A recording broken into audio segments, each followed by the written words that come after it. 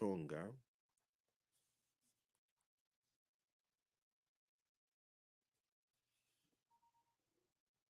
We will request a statement from the Committee on National Administration and Internal Security,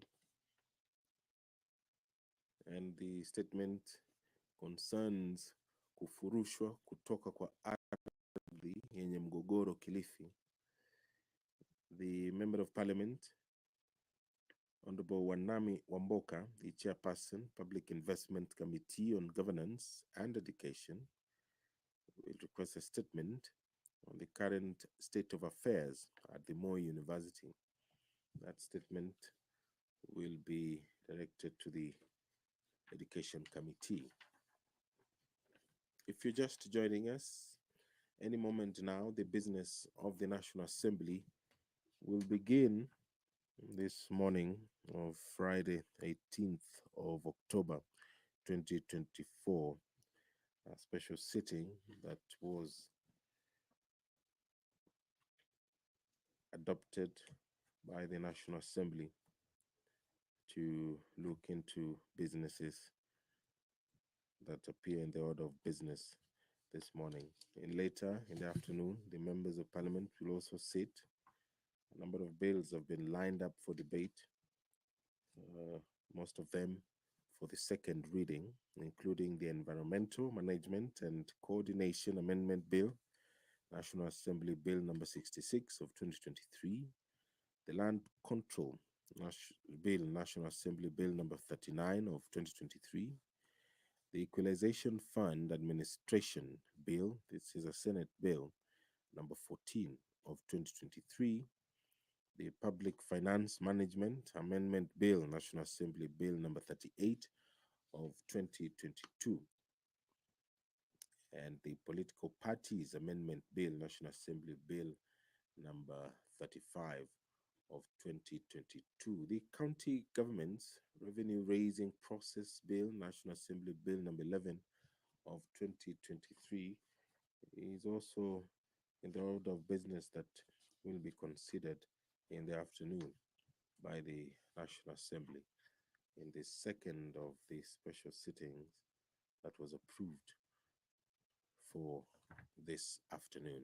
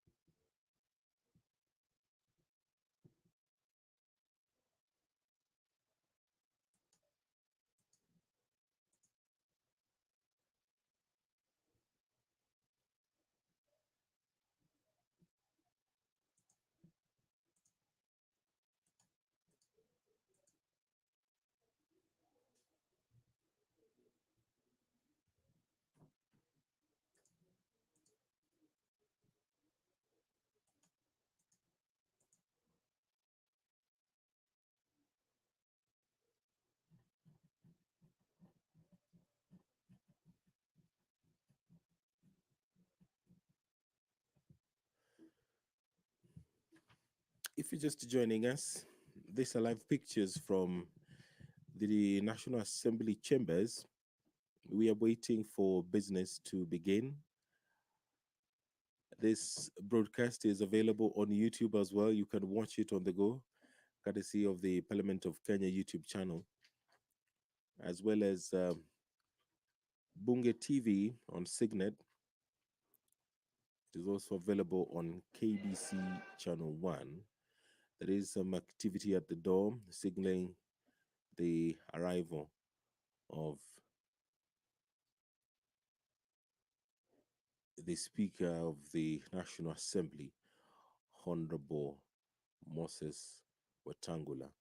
I will now hand you over for this live broadcast of the National Assembly proceedings. My name is Edward Kabasa. Enjoy your viewing.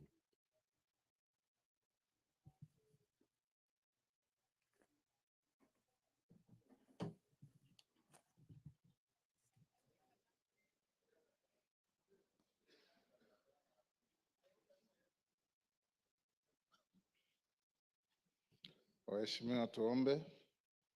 Ewe Mwenyezi Mungu, ambaye kwa hekima na wema wako umetoa nyadhifa za viongozi na mabunge kwa ustawi wa jamii na utawala haki wa wanadamu, nakusihi utazame kwa neema nyingi sisi watumishi wako ambao umeridhika kutuita tutekeleze shughuli muhimu za jamhuri yetu. Tunakuomba uteremshie baraka zako sisi tuliokutanika hapa, na utujalie tuyatende na kufikiria mambo yote tutakayofikishwa mbele yetu kwa njia ya haki na uaminifu, ili utukufu na sifa zako ziendelezwe, na ili kustawisha amani, ufanisi na heri ya nchi yetu na wale ambao haja zao wamezikabidhi mikononi mwetu. Amen.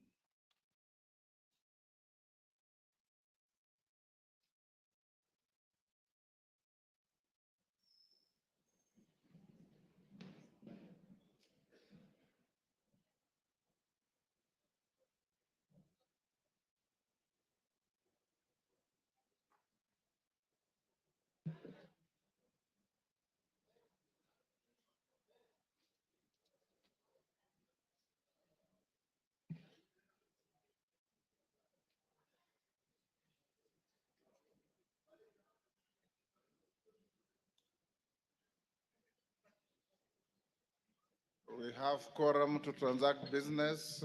Clerk, can we...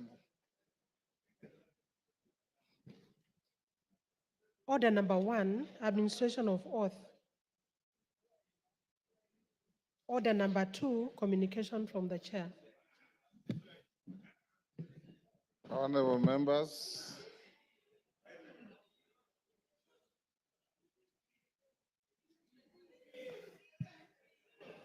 take your seats, honorable members.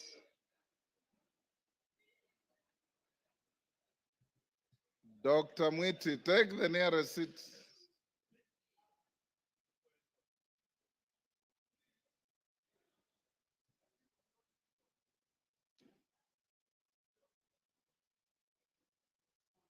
Kiplagat, take the nearest seat. Honorable members, I have 3 communications to make. 2 I'll make now. The third one I'll make after 30 minutes. The first one is a message from the Senate, pursuant to the provisions of Standing Order 41-4 of the National Assembly Standing Orders relating to messages from the Senate, I wish to report to the House that today, Friday, 18th October 2024, I've received a message from the Senate regarding its decision on the proposed removal from office by impeachment of His Excellency Rigathi Gachagua, EGH, as Deputy President of the Republic of Kenya. Honorable members, the message conveys that the Senate investigated the matter in accordance with Article 151B and 2 of the Constitution, as read together with Article 145 and Standing Order 79 of the Senate Standing Orders, and after according the Deputy President an opportunity to be heard on Thursday, 17th October 2024, upheld the following impeachment charges against the Deputy President. Ground 1, gross violation of Articles 10, 2A, B, and C, 27.4, 731A and 2B, 75.1C, and 29.2 of the Constitution and Article 147.1 as read together with Article 131, 2C and D of the Constitution. 2. Ground 4. Gross violation of Article 161 of the Constitution on the institutional and decisional independence of judges. Ground 5. Gross violation of Article 31 and 148(5)(a) of the Constitution on the fidelity to the oath of office and allegiance. Ground 6.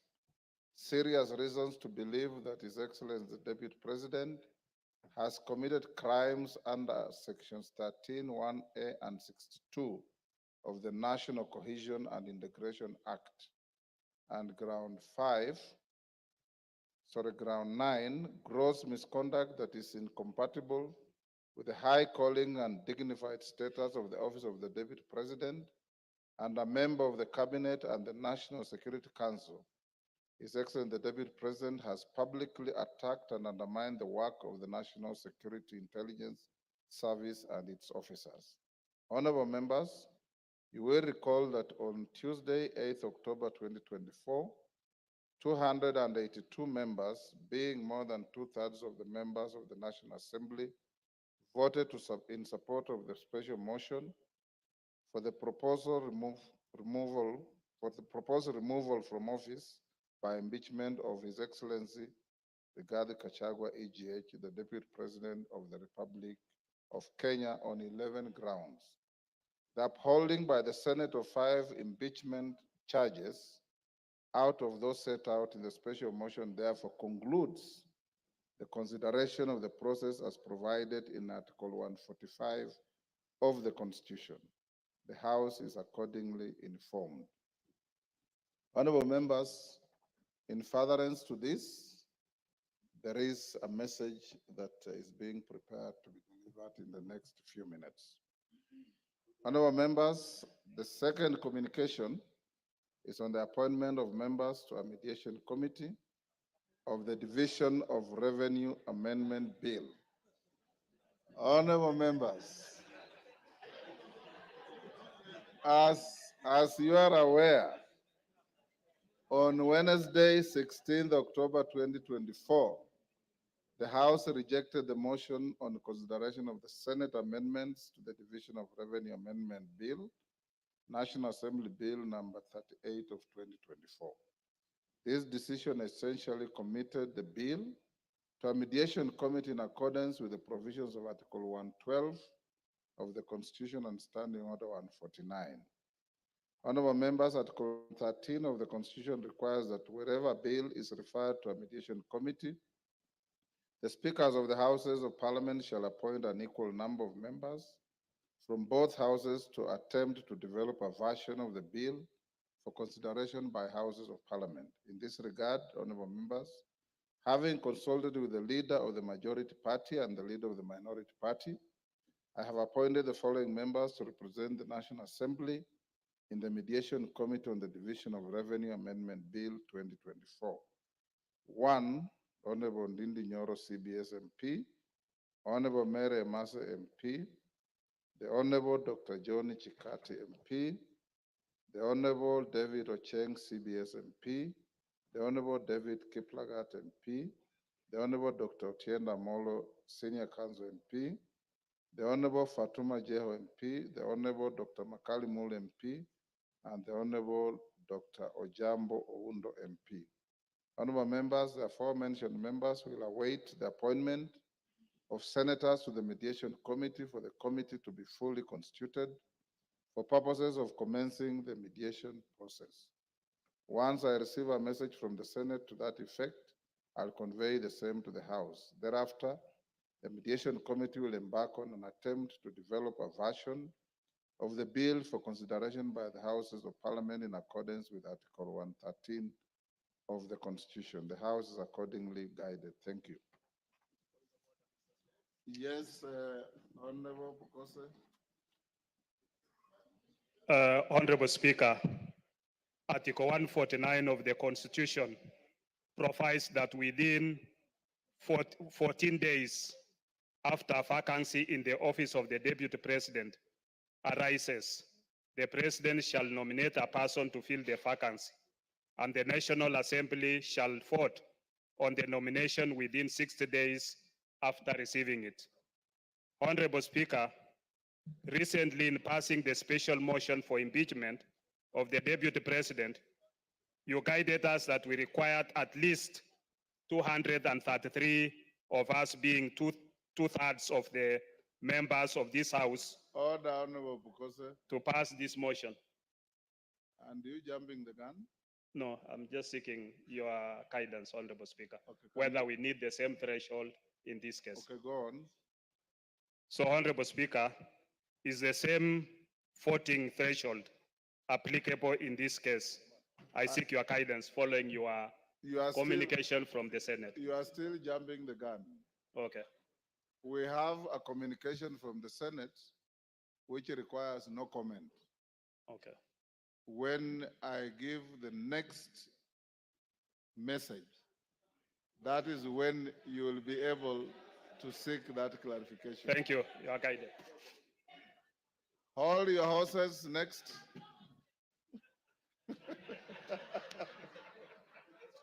But if you have no horse, hold your mule.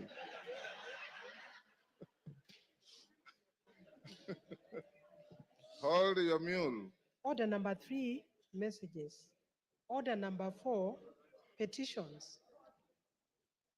Order number 5, papers. Order number 6, notices of motion. Order number 7, questions and statements. Yes, Honorable Wamboka. Honorable Speaker, yesterday you guided that today morning, the chairman of Education Committee was supposed to bring a response with regard to opening of more university. Kindly, I seek your indulgence, Honorable Chair, so that... Which chair? The chair, Meli. Yes. So, Honorable Speaker, I seek your indulgence so that we can have that university opened. Thank you. Honorable members, that 2 chairmen are directed to bring preliminary statements this morning. Honorable Meli on Moi University, and I think Raso, did I also direct you to bring something? Let's start with Meli. Thank you, Honorable Speaker. Honorable Speaker, I stand here to respond to your direction yesterday that indeed Moi University is in a crisis, and as I submitted the statement from Honorable Wamboka on the issue of the university. However, Mr. Speaker, I received a response which is very inadequate, and it could not address the issues that Honorable Wamboka and this House demanded from the Ministry of Education, and more importantly from the PS. And therefore, Honorable Speaker, it would not be good that I redirected again that all the salient issues that were raised in the statement be addressed, because it was such a generality that it could not address those particular issues. So I decided not to read that particular statement, and I took it back to the ministry. Thank you, Honorable Speaker.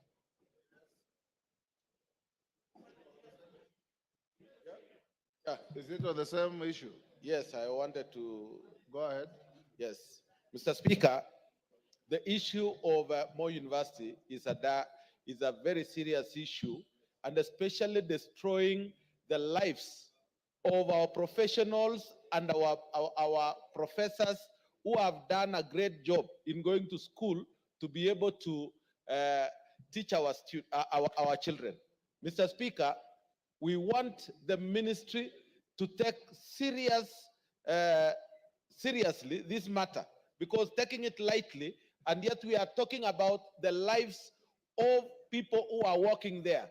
They have lost their pensions, they don't have an increment of salaries, and they have been put on CRB. Almost all lecturers who took loans, the university is not paying. So we need that thing resolved as soon as possible, Mr. Speaker. Thank you. Cases. Yes. Thank you so much, Yes, Mr. Speaker. I rise knowing that Keses constituency is where Moi University is situated. And as we seek the information through the Chair of Education, I wish to reiterate an issue that has not been talked about for quite some time, that Moi University, being the only second university in the Republic of Kenya, has facilitated establishment of more than 9 other universities, fully pledged universities. And in the process of establishing, most of the resources then that were earmarked for Moi University or were generated under ITU, especially during the parallel self-sponsored program, were utilized to establish these universities. And no discussion since then have been brought forward to ensure that Moi University is compensated back to where it was before.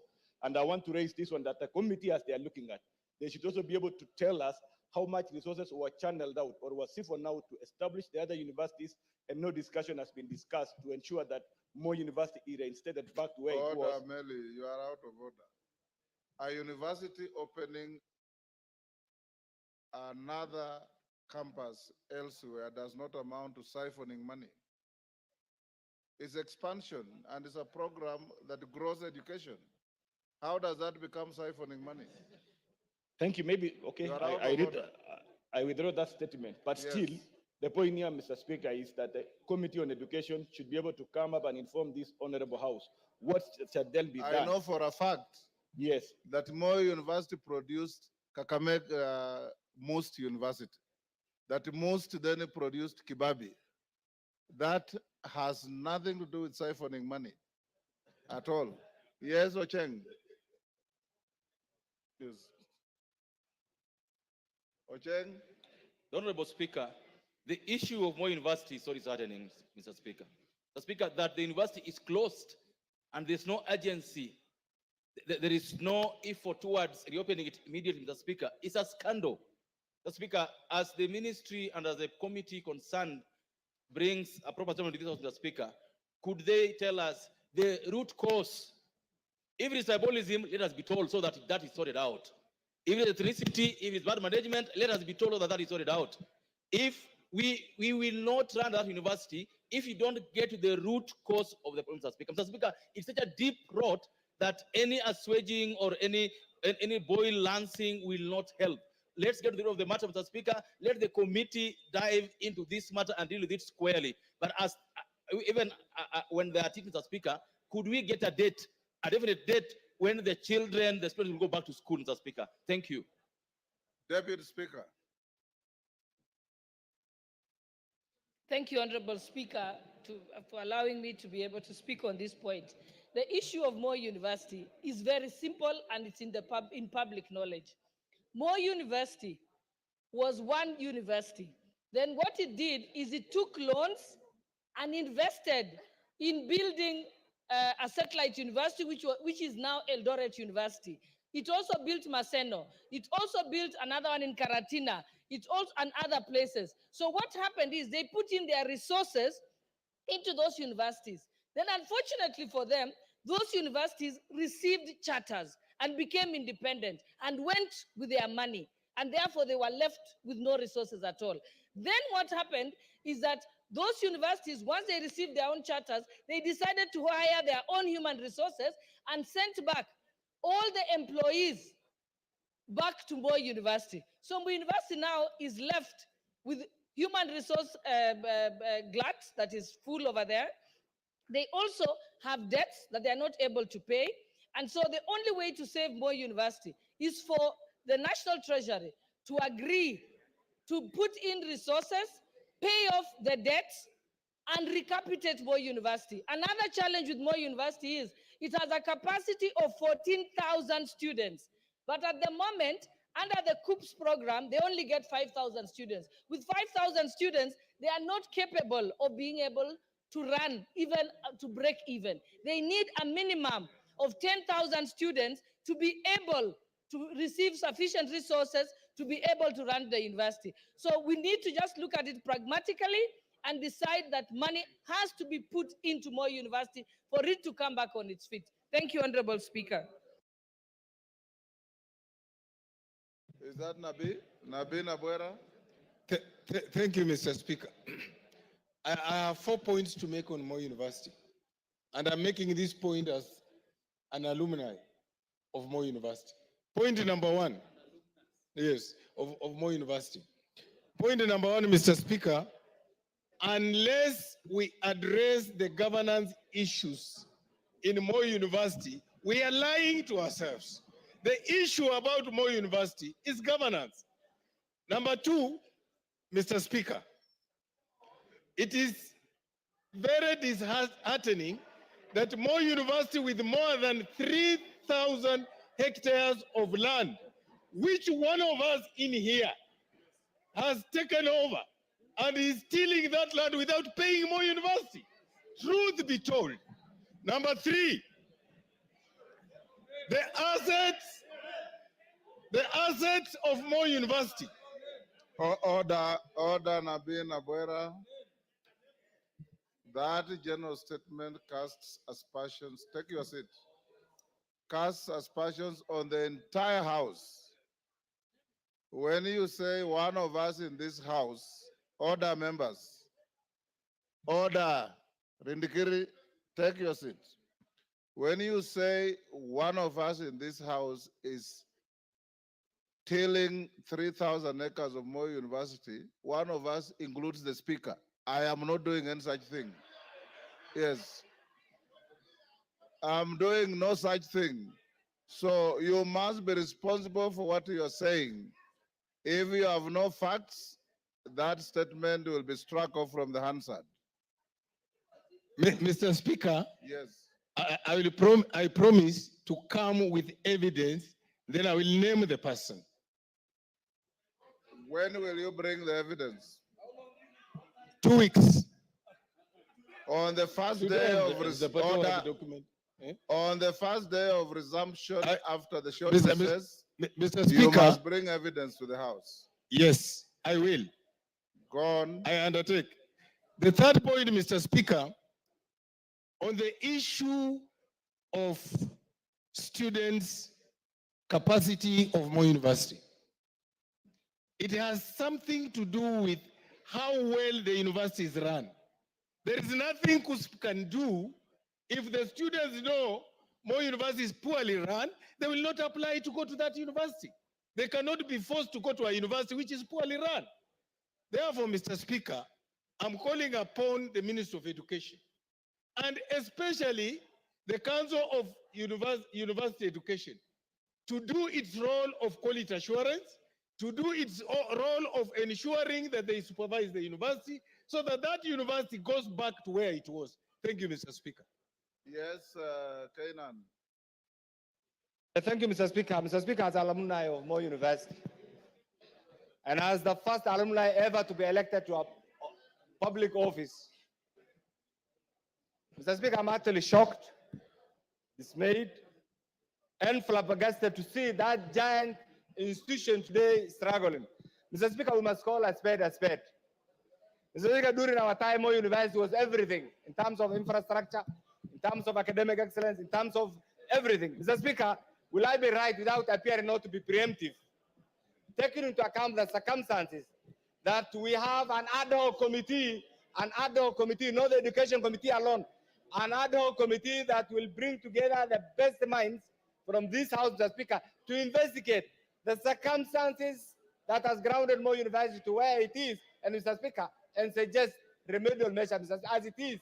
As somebody has rightly alluded, Mr. Speaker, the problem is not even funding alone. The problem is chronism. The problem is abuse, Mr. Speaker, and we are all aware of the history of this university. Mr. Speaker, once and for all, we must side with Moi University so that Moi University does not join the league of institutions that have been run down, Mr. Speaker. Mr. Speaker, I beg your indulgence to allow us to bring a committee, another committee, so that this issue can be dealt with once and for all and comprehensively. Thank you, Mr. Speaker. Yes, Mandazi. Give Mandazi. Thank you so the- much. Yes. Speaker, as one of the graduates of my university, I'm really disappointed with the way the university is being managed as at now. Mr. Speaker, I got the name Mandazi from my university when it was a university then.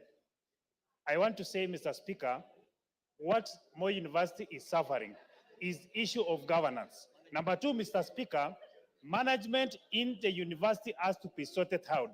After sorting out the issue of management, Mr. Speaker, the government has to deliberately put money in the institution because Moi University helped develop other universities. And in so doing, it has gone down.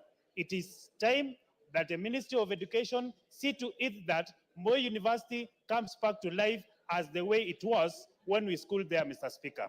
Otherwise, I want to support that Moi University is taken back to where it was when we schooled there, and that is where I got the name Mandazi, because I was selling Mandazi to other university students, including Majority Leader from the Senate, including the Honorable Cecilia Ngitit. That is where I got Mandazi, and then it was a school, it was a university, and students who graduated from my university, including myself, were respected then. Today, it is not a university like it was before. It is time that East House considers putting money into the same university so it can develop and be a university that was before. Thank you, Speaker. Honorable members, Chairman Meli, what you have attempted to say on Moi University is not only inadequate but unacceptable to the House.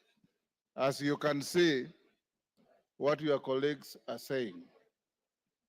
This House will be sitting up to the afternoon. At 2:30, you must bring information from the ministry when this university is opening. At 2:30. Adequate or inadequate, you must tell the House when this university is opening. Parents go through serious soul searching to help their children maintained and sustained in institutions. And we cannot, as a responsible House, procrastinate on this matter anymore. Yes, Meli? Mr. Speaker, I do agree with you wholeheartedly and even the issues raised by members. But when a ministry official or a PS gives a two-paragraph statement on such a serious matter, it is actually belittling the House. And in fact, Mr. Speaker, I gave out the statement raised by the honorable member, and just to be given a two-paragraph statement, which is very wrong. Issues facing Moi University on financials, governance, and even issues of poor governance is very big. And I did not expect that, Mr. Speaker, that I bring such a very poor As thing. chairman of the committee, you know what to do. I shall take action as you are saying, and I'll bring a statement this afternoon. Thank you. Thank you. Russell?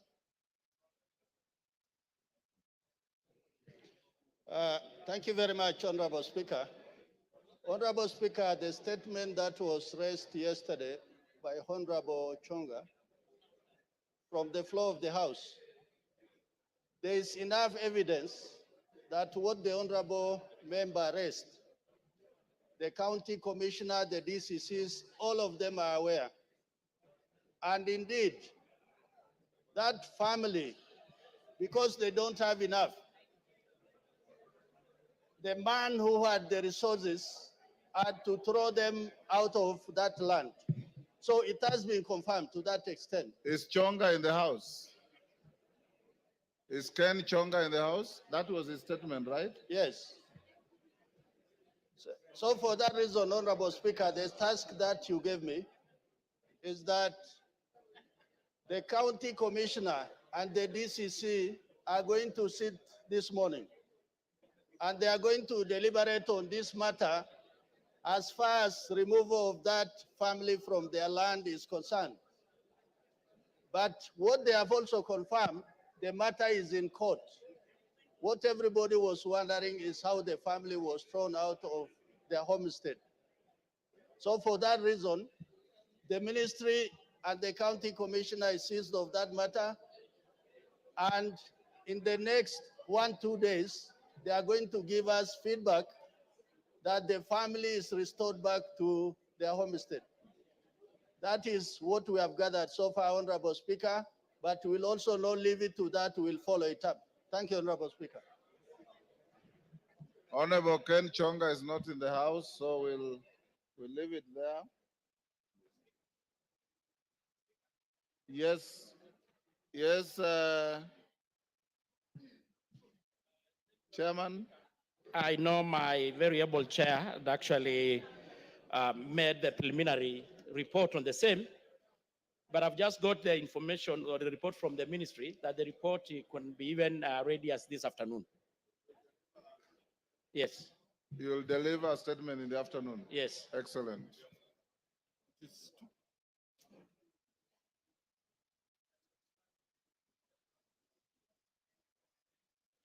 Member for Moyale, Jaldesa Guyo.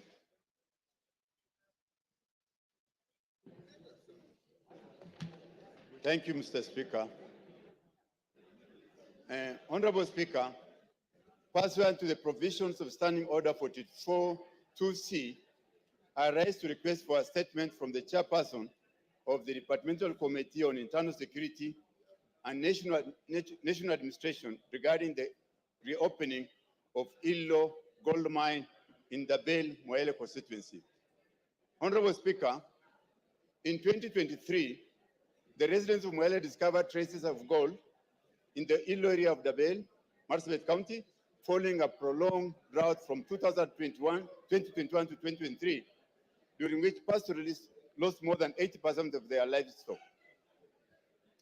The discovery of the Illo gold mine offered a new lifeline and an alternative means of livelihood for the community. However, in March 2024, a disagreement between two artisanal miners resulted in the tragic loss of lives. Consequently, the Ministry of Interior and National Administration ordered a 30-day closure of the gold mine, citing insecurity and the absence of proper administrative and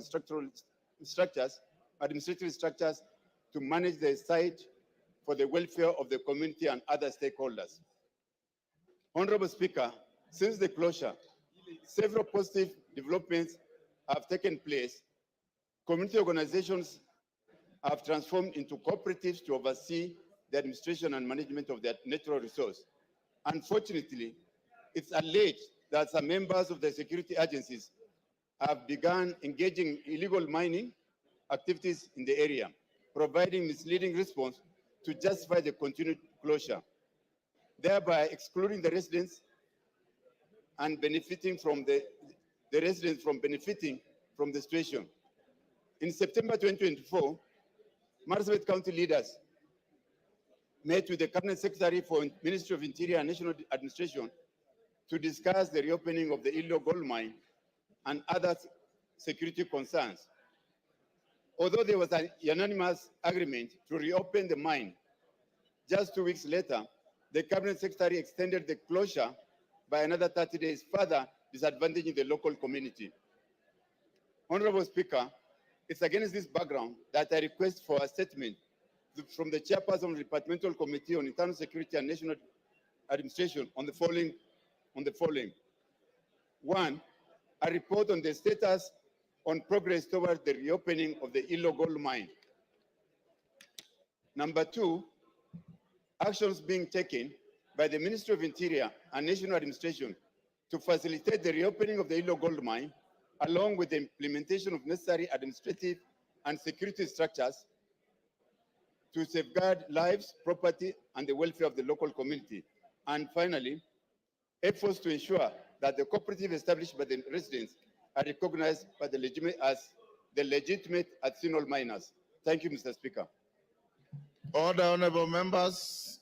Clerk will go back to order number 3. Order, members, take your seats. Order number 3, messages. Members on their feet, take your seats. Order, honorable members, take your seats. Honorable members, I have a message from the President on the nomination of Professor Kithure Kindiki, EGH, to fill the vacancy in the office of the Deputy President of the Republic of Kenya. Order. Order, members. Honorable members, pursuant to the provisions of Standing Order 42.1, I wish to report to the House that today morning I have received a message from His Excellency the President regarding the nomination of Professor Kithure Kindiki, EGH, to fill the vacancy which has occurred in the office of the Deputy President of the Republic of Kenya following the impeachment of the previous office holder. Honorable members, as you are aware, Article 149.1 of the Constitution provides as follows, and I quote, "Within 14 days after vacancy in the office of the Deputy President arises, the President shall nominate a person to fill the vacancy and the National Assembly shall vote on the nomination within 60 days after receiving it." Honorable members, as you are aware, for a person to hold the office of Deputy President, the person must meet the requirements specified in Article 148, as read together with Article 137 of the Constitution. In the message, His Excellency the President indicates that as a prerequisite to the nomination, he sought and received confirmation from the Independent Electoral and Boundaries Commission, IEBC, that the candidate is qualified to vie for election as a member of Parliament in accordance with Article 137.1 of the Constitution. Further, His Excellency the President confirms that he has sought and received clearances from the following institutions with respect to the candidate. 1, the Kenya Revenue Authority, KRA. B, the Ethics and Anti-Corruption Commission, EACC. C, the Directorate of Criminal Investigations, DCI. D, the Higher Education Loans Board, HELB. And E, the Commission for University Education. Honorable members, in a testament to the foregoing, His Excellency the President has annexed the following documents in relation to his nominee. A, certified true copy of his certificate of birth. B, certified true copy of his national identity card. C, certified copies of his university degrees and other academic certificates. D, certification of foreign university degrees by the Commission for University Education. E, passport size photograph. F, curriculum vitae and testimonials. G, confirmation of compliance with Article 137 of the Constitution from the Independent Electoral and Boundaries Commission, IEBC. H, confirmation of citizen status by the National Registration Bureau, Office of the Registrar of Persons. I, confirmation of membership status in a political party from the Office of the Registrar of Political Parties, ORPP. J, policy party membership confirmation from the United Democratic Alliance, UDA. K, Chapter 6 of the Constitution, statutory clearances on leadership and integrity from 1, tax compliance certificate, Kenya Revenue Authority. 2, Ethics and Anti-Corruption Commission. 3, certificate of good conduct from the Directorate of Criminal Investigations, DCI. 4, compliance higher education loans board. And 5, credit report and certificate of clearance from the Credit Reference Bureau. In view of the foregoing, honorable members, and having perused the attached documents, I am satisfied that the candidate meets the requirements under Article 148 as read together with Article 137 of the Constitution to fill the vacancy in the office of the Deputy President. Consequently, the nomination is properly before the House for purposes of the decision required under Article 149(1) of the Constitution. Honorable members, Article 149(1) of the Constitution suggests that states that upon receipt of a nomination of a person to fill a vacancy in the office of the Deputy President of the Republic of Kenya, the House is required to vote on the nomination. Considering that the House is scheduled to proceed on recess at the rise of the House this afternoon, I'll convene a meeting of the House Business Committee immediately hereafter to deliberate on the next steps to be taken by the House. Thereafter, I will guide the House on the decision of the House Business Committee, and the House is accordingly guided. I thank you.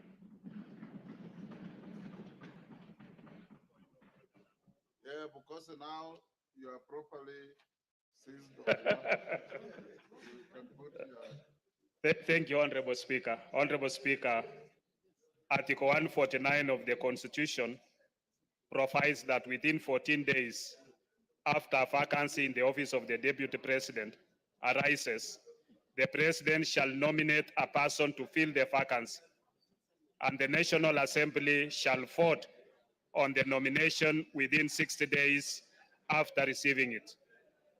Honorable Speaker, recently in passing the special motion for impeachment of the Deputy President. Order, Angela, he's on a point of order. So, Honorable Speaker. yeah, order, Angela, what is it?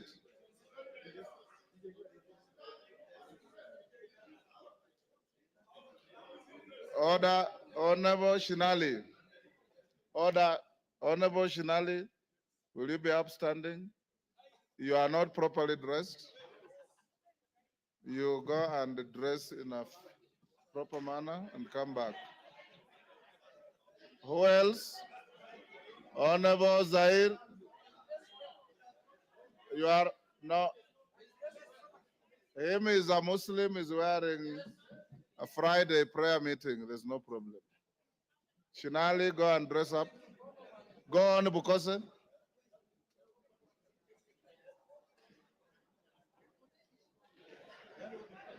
Honorable Speaker, recently in passing the special motion for impeachment of the Deputy President, you guided us that we required at least 2/3, that is 233 members, of us being 2/3 of the House to pass the motion.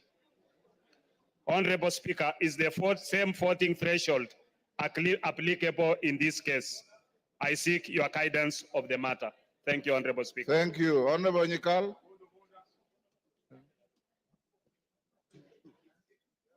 Yes, Milemba.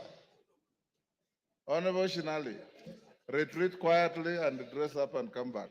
Thank you, Honorable Speaker. Honorable Speaker, the business before this House is one which requires us to vote on the nomination of a person to fill a vacancy in the office of the Deputy President in terms of Article 149 of the Constitution. Honorable Speaker, as is a practice before the House takes a vote on a matter, members are accorded an opportunity to debate and give their views on the business before the House. Honorable Speaker, to this end, I seek your guidance on whether we shall be given an opportunity to debate on the nomination and give our views. Thank you, Honorable Speaker. Wangwe.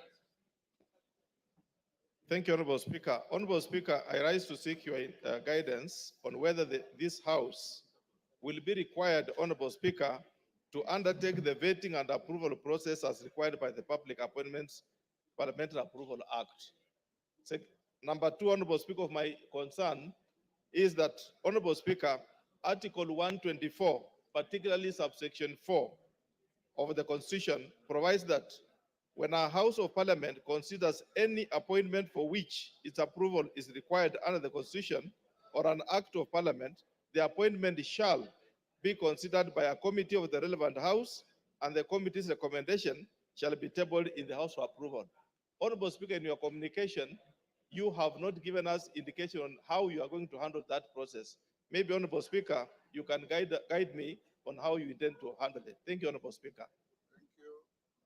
Jen Kakiri. Yes, member for Laikipia.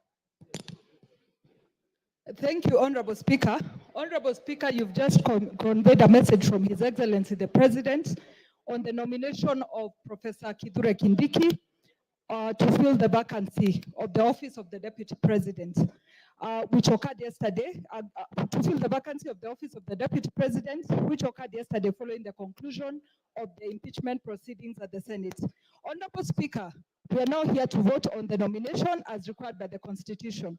Honorable Speaker, could you please guide the House on whether we are acting within the constitutional deadline?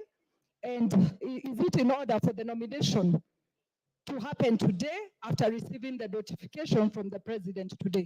Thank you, Honorable Speaker.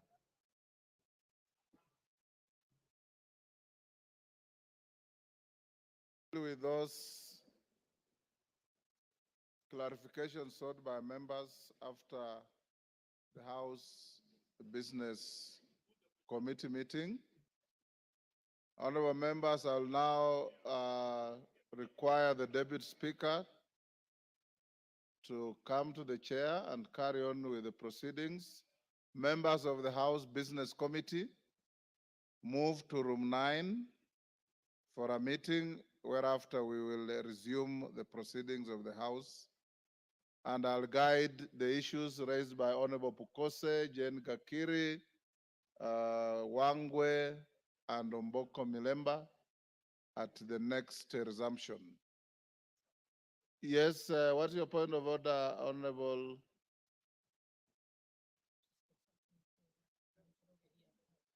Thank you, Honorable Speaker. Honorable Speaker, I want to join my very good friend, the Honorable Pukose, in seeking your direction, Mr. Speaker, with regard to Article 149 of the Constitution on the appointment of and approval by a vote of the Deputy President. Mr. Speaker. The words of the Constitution are very clear. Yes. It is appointment and vote. And vote. I agree. Approval is not used. Yes, not used, Mr. Speaker. On this article. Mr. Speaker, you know, this Constitution we are borrowed heavily from the US Constitution. The 25th Amendment of the US Constitution, which was passed in 1967, has a similar provision that provides that a vice president shall be appointed, shall be nominated by the president and approved by a vote by the House. It uses the words confirmation, Mr. Speaker. Previously in the United States, Mr. Speaker, before the 25th Amendment, there was no similar provision. In fact, there was in the past, before 1967, there was a cumulative of 37 years when there was no vice president, when one either passed away or one was appointed as became the president. And so, Mr. Speaker, we would like you to express yourself with regard to this issue. What is the threshold? On the removal of the deputy president is 2/3. So is the approval or by vote of the deputy president 2/3? Because it's not provided in the Constitution. Honorable Chepkonga. Yes. If you are paying attention, you are saying exactly what Bukose said. Oh, I'd walked and you are out. sitting next to him. No, I walked out, Mr. Speaker. Yes. I walked out. So Word for word, what you are asking me to say. He has stolen from me, Mr. Oh. Speaker. Yes. Yes, Wamboka. DK, if you want to catch the speaker's eye, there's no provision for you to stand up. You sit and I'll give you. Yes, Wamboka, member for Bumula. Honorable Speaker, as you are aware, Article 118 of the Constitution requires this House to facilitate public participation in its legislative and other business of the House. Honorable Speaker, The issue of public participation is a sensitive matter which has often attracted debate and court challenges. Indeed, our recent experience in considering the special motion for removal of the Deputy President made us even appreciate better the need for public participation. Honorable Speaker, with this in mind, please guide this House on whether we shall be expected to conduct public participation in voting for the nomination to fill the vacancy in the office of the Deputy President. Thank you. DK. Thank you, Mr. Speaker. I'm rising on a point of order, still on the same issue that I need your guidance. Looking at His Excellency the nominee, we just vetted not more than 2 months ago, and that implies not more than 6 months ago. And the questionnaire that is expected is still the questionnaire that we used. Why don't we use the same motion and we use the same output and we just put the motion and we put the question and we finish today? Thank you. Daud. Yes. Thank you, Mr. Speaker. Mr. Speaker, it's great that Honorable Kithure Kindiki has been nominated by the President.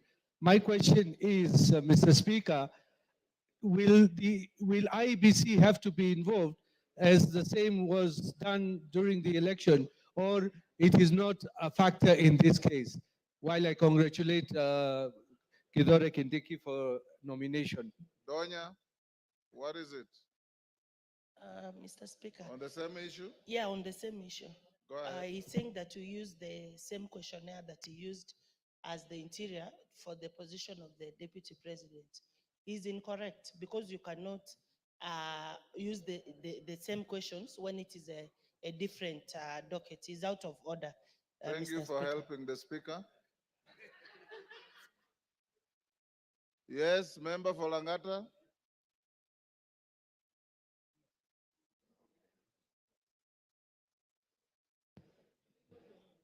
Yes. Thank you, Mr. Speaker.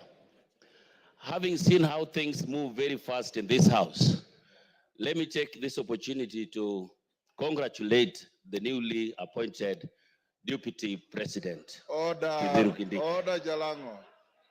He has not been appointed. He has been nominated. I've just said on how things move very fast here, sir. Let me congratulate him. Let me be the first person to congratulate the newly elected Deputy President. Thank you, Mr. Speaker. You can come now. Eh? No, come and take the seat. Yes. Honorable members, we'll end this here. I'll make some reasoned direction on those issues raised. I will now ask all members of the House Business Committee, Kainan and your team, to move to room 9 for a meeting. And the Deputy Speaker will go on with the statements. I had not given direction on the member for Moyale's statement. It's committed to the committee responsible and to bring a response in 2 weeks.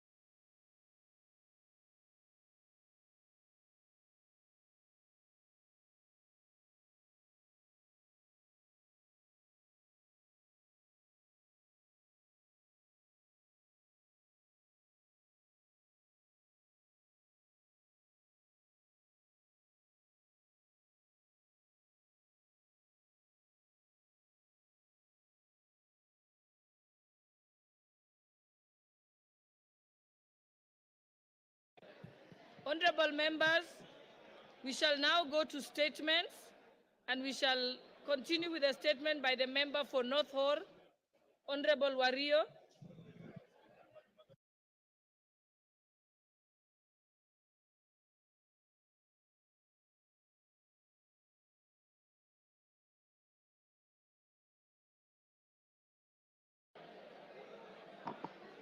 Thank you, Honorable Speaker.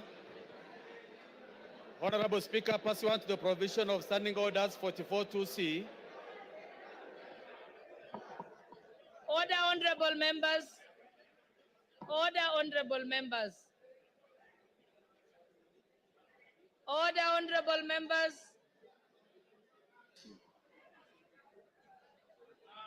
Order, honorable members.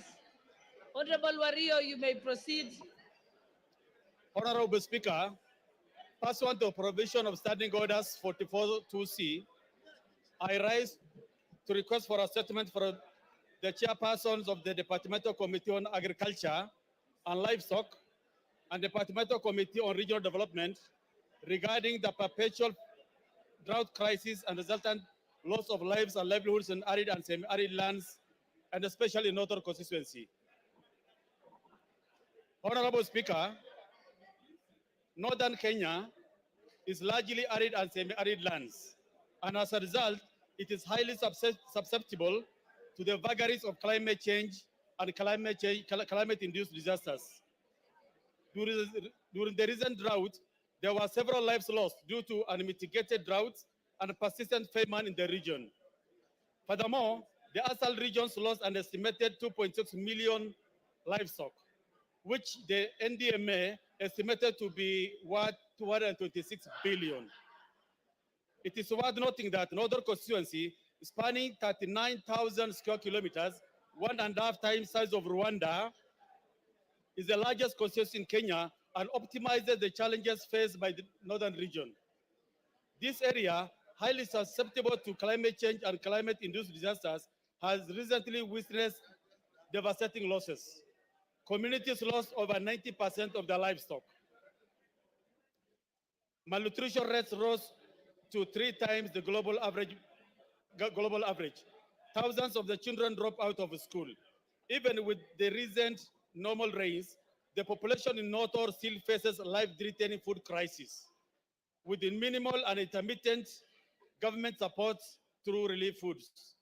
Despite the availability of vast land as the main factor of production and the ability to predict this weather condition and with the use of ICT-based technology, the government interventions have largely been reactive and short-term, perpetuating cycle of dependency.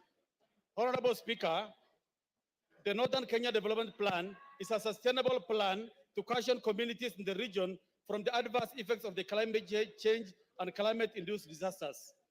Unfortunately, this plan is yet to be implemented to transition pastoralists and victims of climate disasters from dependency of relief food to long-term and sustainable livelihoods and food security interventions.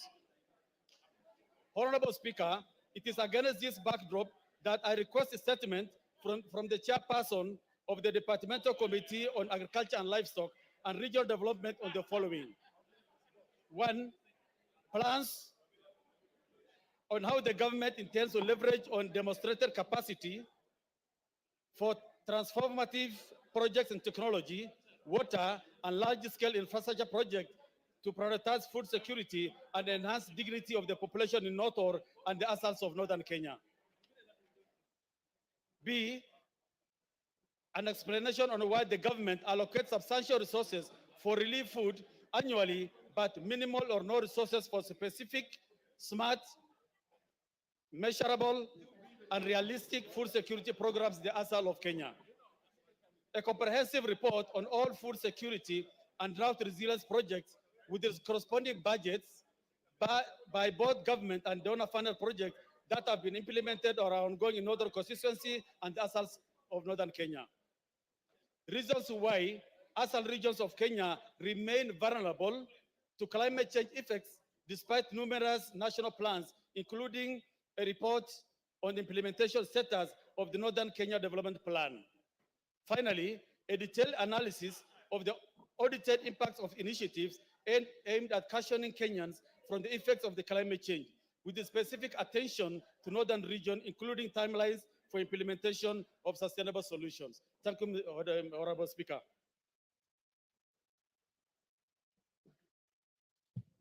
Thank you. That falls under the which committee?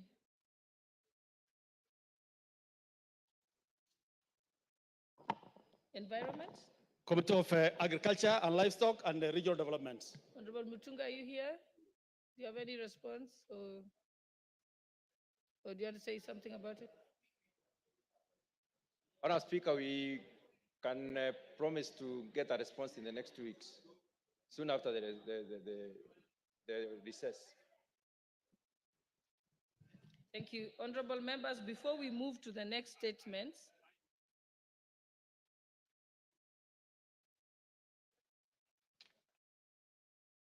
yes, I will come to the questions. What I want to do is, before we continue with the statement, the answers to the statements,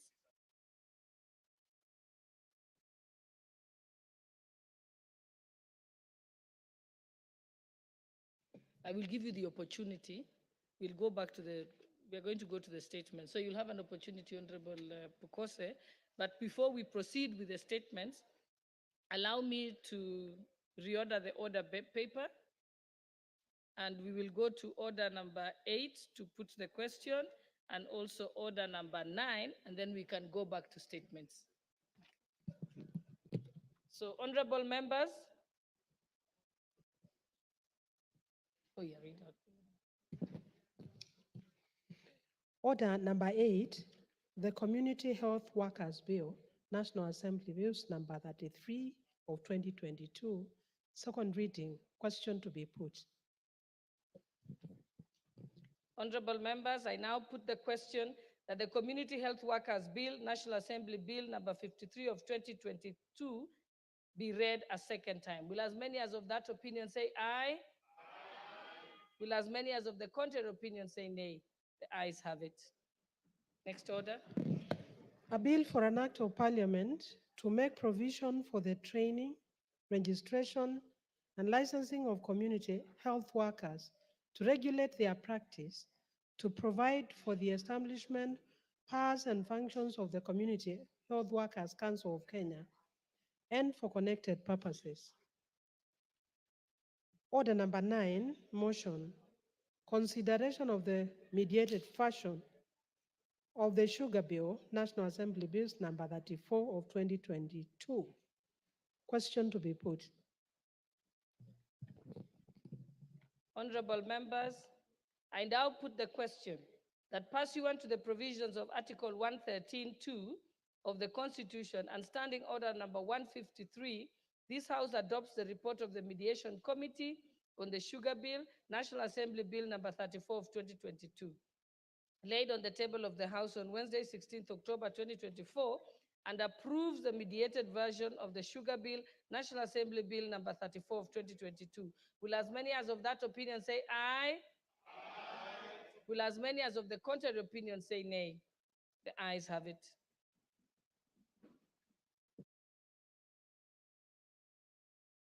So, honorable members, we go back to statements, and I think we have the statement. Yours not the first one, Honorable. Yes, I have the list here. I think we are starting with the one for Honorable Bernard Kithure, MP for Nandi Hills. I think it was supposed to be answered by the Administration Internal Security Committee. Is Honorable Kithure?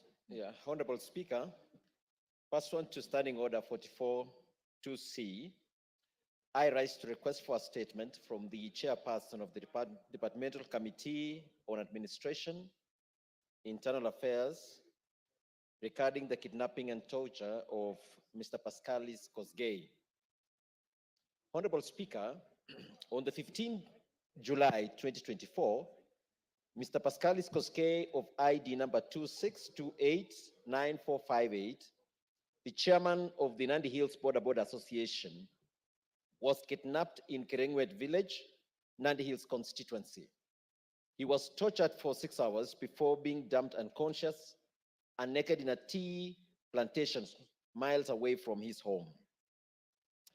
This incident occurred on the same day he led a major demonstration alongside other area leaders against multinational tea estates, demanding increased employment for locals and a reduction in the use of tea plucking machines.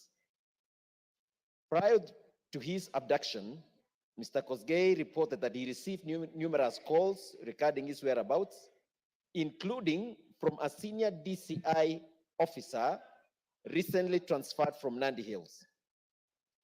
His kidnapping sparked significant outrage within the constituency and was reported at Nandi Hills Police Station under the occurrence book number 39/15/7/2024.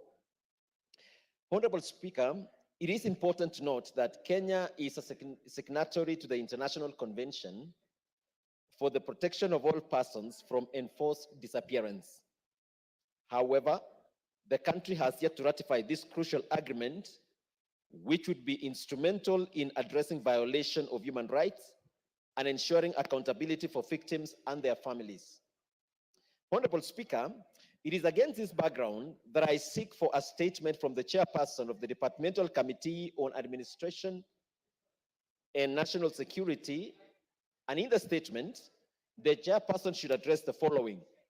1, status of the investigation on the kidnapping and torture of Mr. Pascalis Kimurgor Kosgei. 2, any steps the government is taking to stop abductions, enforce disappearances and killings in the country.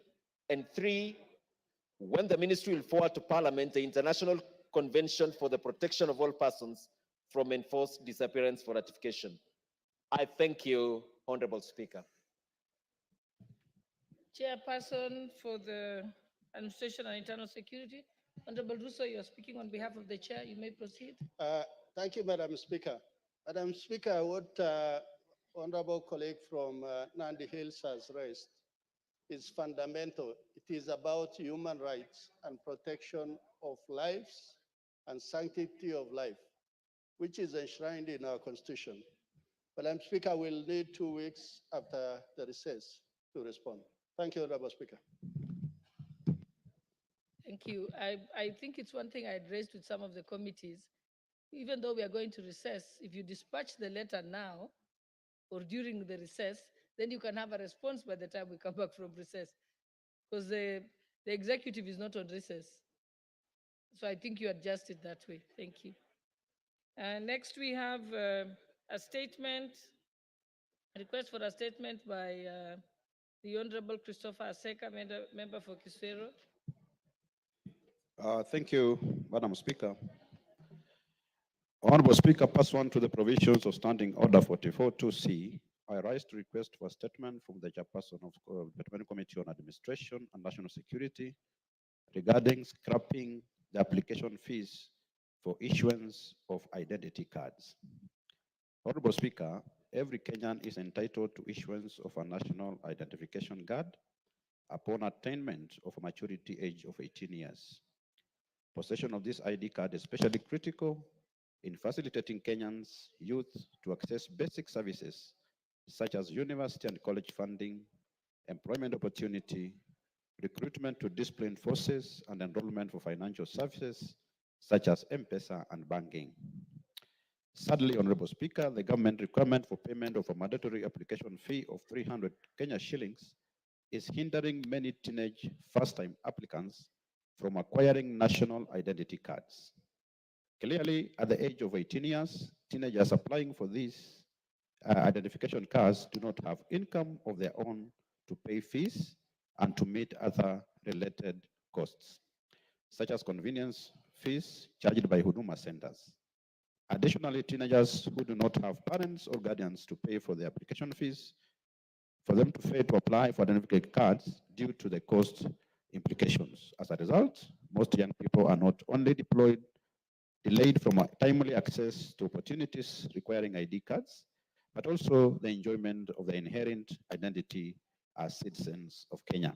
Honorable Speaker, it is against this background that I request for a statement from the chairperson of the Departmental Committee on Administration and National Security on the following. Clarification on the justification for levying and application fee of 300 Kenya shillings for issuance of national identity cards for first-time teenagers applicants who do not have their own income. And two, the action being taken to immediately scrap the application fee for the first-time teenage applicants in order to remove the prohibitive financial obligation and hinders them from obtaining the critical document. I thank you, Honorable Speaker.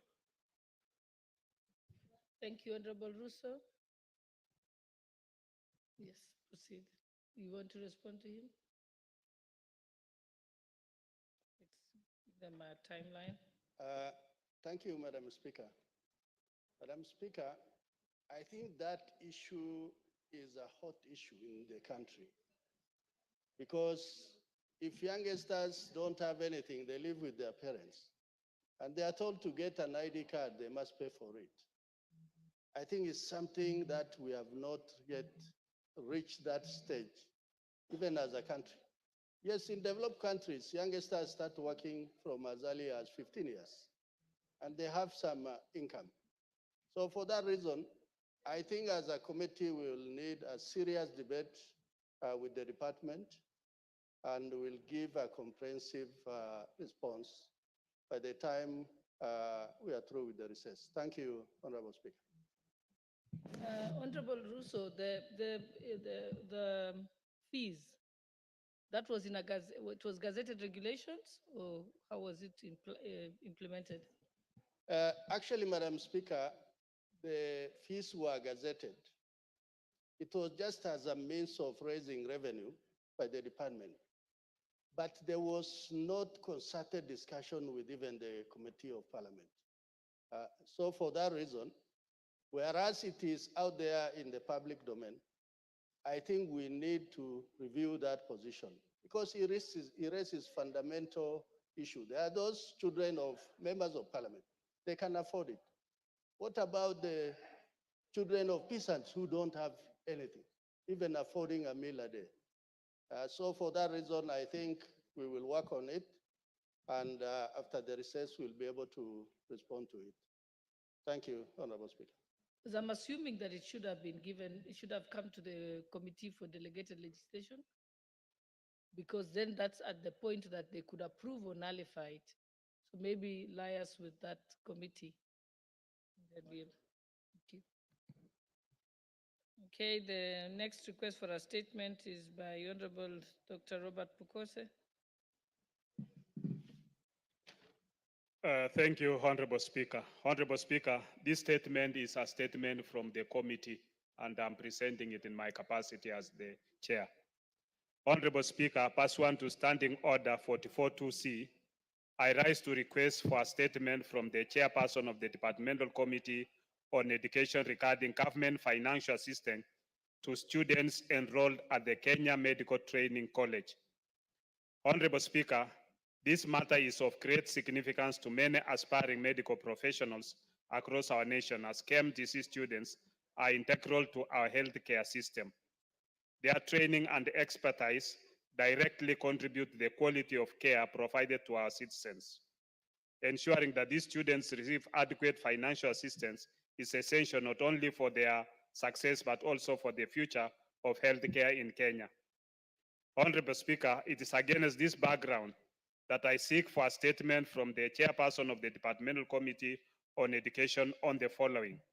One, to clarify whether KMTC students currently placed in KMTC campuses by the Kenya Universities and Colleges Central Placement Service, KUPS, are entitled to the financial assistance provided by the Higher Education Loans Board, HELP, that is available to all students pursuing higher education in Kenya.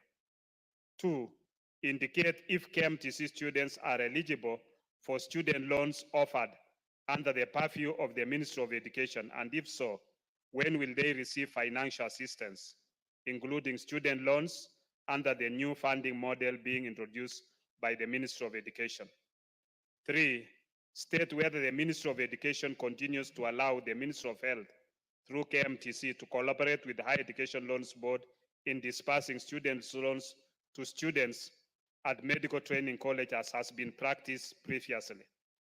4, explain the actions taken by the Ministry of Education to ensure that KMTC students have access to financial assistance, thereby promoting equity and inclusivity in higher education financing comparable to that of other students across the country. And if you could allow my Vice Chair, Honorable Speaker, to also make a comment on it. I proceed, Honorable Patrick.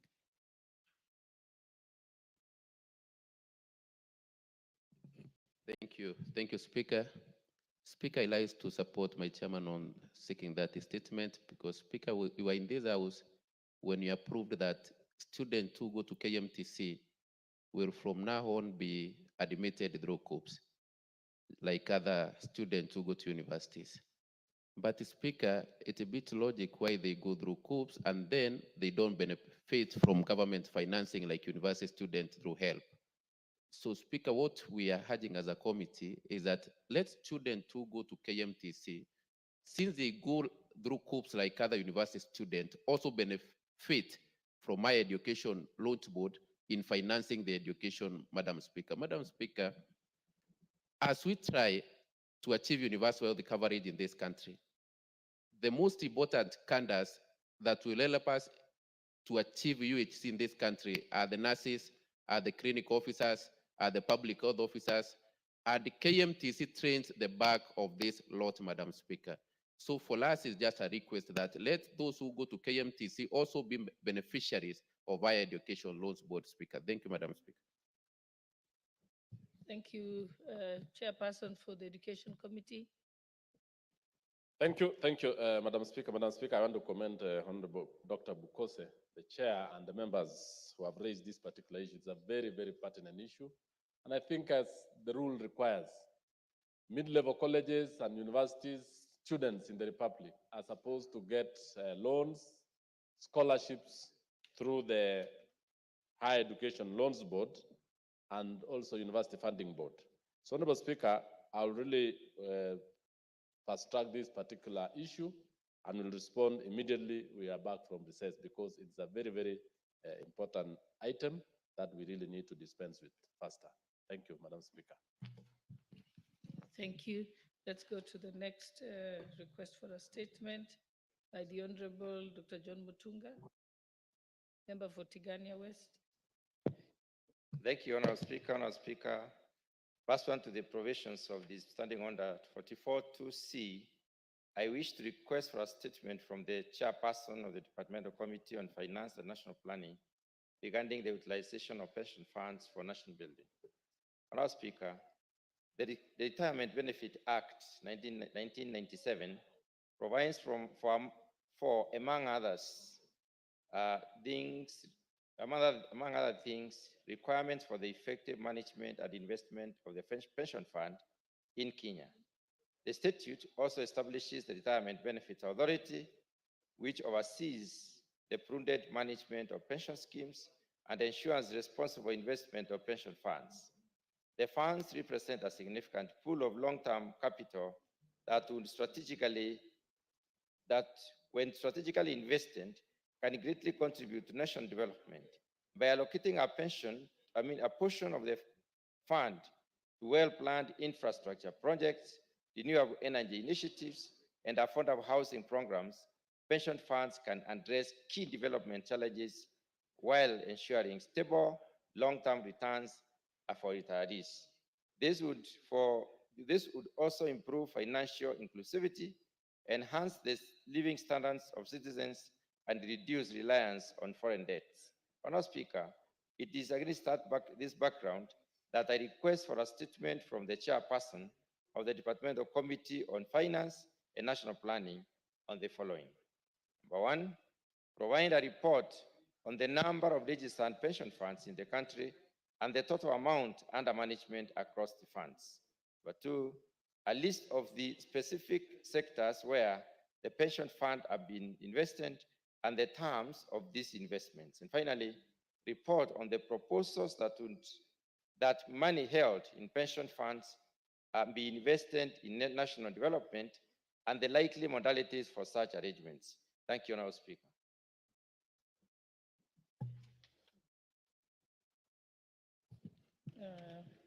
The chairperson for the Committee on Finance and National Planning, Honorable Kuria. Thank you, Honorable Speaker. Honorable Speaker, I want to thank the Honorable, my colleague, the Chair for Agriculture, Mutunga, for requesting for this statement. And I think the committee will endeavor to go far beyond the statement sought. Honorable Speaker, the savings, pension savings as a percent of GDP in Kenya is between 10 and 15%. And this is way lower than the global average of around 50 to 100%. So, and maybe one of the reasons why even we lag behind in terms of our pension savings as a percent of GDP compared to countries of equal GDP level, could be that we are not maybe investing these pension schemes as we should. And therefore, the committee, the Parliamentary Committee on Finance and National Planning, will endeavor to meet the relevant authorities, including the Retirement Benefit Authority and all the other pension schemes, Honorable Speaker, and see how they're investing those monies, ensuring that even they're not just the savings are not just used for development of this country, but also, and most importantly, the savings are safeguarded so that when our pensioners get to retire, they are assured that they're going to get their pensions on time, and that they're going to grow the funds and make sure that they're used for the economic development in this country. So, Honorable Speaker, if you give us 2 weeks, we should be able to respond to the statement sought by the Honorable Mutunga. Thank you, Honorable Speaker. Okay, thank you. Next request for a statement is by the Honorable Paul Katana, member for Kaloleni.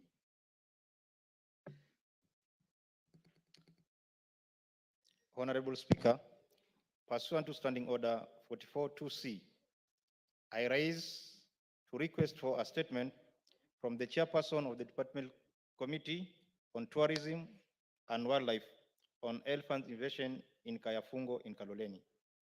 Honorable Speaker, Kayafungo is a sacred Giriama shrine set within a natural forest filled with towering ancient trees.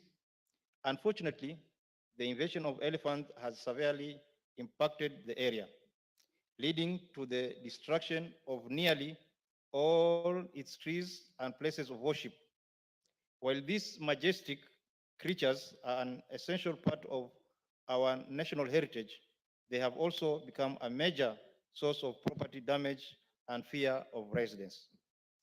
Honorable Speaker, it is against this background that I seek for a statement from the chairperson of the Departmental Committee on Tourism and Wildlife. In the statement, the chairperson should address the following. 1, immediate measures the ministry is instituting through the Kenya Wildlife Service to keep elephants away from Kayafungo and facilitate their return to their natural habitat. 2, plans by the ministry to compensate residents whose properties have been damaged by the elephants. 3, measures in place to restore the damaged Giriama shrine and its surrounding environment to its original state, as well as to protect it from future elephant invasion. Thank you, Madam Speaker. The chairperson for the Departmental Committee for Tourism and Wildlife. Oh, you're there? Okay, Honorable Muge.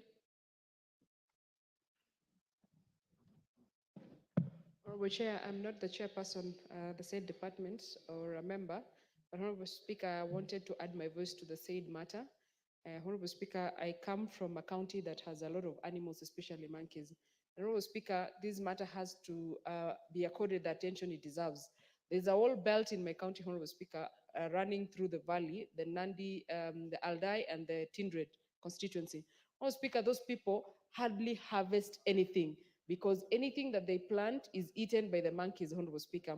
And these people, Honorable Speaker, are not getting the attention from the concerned authorities so that their crops and their plantations can be protected, or Honorable Speaker, they can be advised on what else to do that will not attract the animals to their farms and eat their foods and their crops, Honorable Speaker. So, Honorable Speaker, in support of the member who was asked for this statement, I add my voice that this particular department, Honorable Speaker, should be able to do a thorough audit and be able to map all the animals, Honorable Speaker, that are actually becoming a source of conflict between the humans and the animals, so that we can look for a way, Honorable Speaker, to safeguard those people, to make sure that their lives is ongoing and they are comfortable in their living, and the animals also, Honorable Speaker, are comfortable so that they can be able to have a better coexistence, Honorable Speaker. I thank you. Thank you. Is there a member of that committee in the House? Okay, then I think Honorable Wako, I think we'll task you to ensure that it goes to the relevant committee. Next we have. Thank you. Next we have another request for a statement. Honorable Wanjiku Muya, member for Kipipiri. Thank you, Honorable Speaker. Honorable Speaker, pursuant to the provision of Standing Order 44.2c, I rise to request for a statement from the chairperson of the Departmental Committee on Transport and Infrastructure regarding the unmarked bumps along flyover Jabini, Kipipiri, or Karau Nyahururu Road. Honorable Speaker, there are several concerns regarding the safety and well-being of both road users and the surrounding communities due to the erection of unmarked speed bumps along the flyover Jabini, Kipipiri, or Karau Road to motorists. The unmarked bumps on the Kenha Class A road pose a significant risk to motorists. The lack of clear signage, markings, and proper visibility has already resulted in several near-miss incidents and in some cases, accidents. The sudden appearance of this speed bump forces drivers to brake abruptly, increasing the likelihood to rear-end collision, particularly at night or in adverse weather conditions. Additionally, residents are worried about the heightened risk to pedestrians, especially school children, as vehicles may swerve unpredictably to avoid the unmarked bumps. Moreover, the damage to vehicles caused by sudden impact with these bumps has placed unnecessary financial burden on road users. Honorable Speaker, it is against this background that I request for statement from the chairperson of Departmental Committee on Transport and Infrastructure on the following. 1, plans to ensure that all bumps erected along the flyover Jabini, Kipipiri, or Karau Nyahururu Road are clearly marked and proper signage provided. Action being taken for the, that is 2, action being taken for the provision of proper signage and reflective markers along the flyover Jabini, Kipipiri, or Kalau Nyahururu Road. And 3, a report on the exact timeline for marking the bumps and placing signage along the said road. I thank you, Honorable Speaker. And just in one sentence, I want to confirm, like Kipipiri, we have already lost so many souls in a very black spot called Jiret near Kariamu. Recently, we lost a principal from Kiabogo Secondary School, and we have lost many, and particularly near Kinagop, and I know the member will be speaking. The contractor who maintained this road, he maintained and go and leave the road as dangerous as such. Thank you, Honorable Speaker. Okay, Honorable Member for Kinangop. Thank you, Madam Speaker. I, in especially, want to thank my colleague who is a member of parliament for Kipipiri, who is my neighbor. The road that has been mentioned passes through my constituency, fly over to Jambini, then to Kipipiri, all the way to Nyahururu. And that road, Madam Speaker, has become a death trap, simply because the bumps that are in that road are not marked.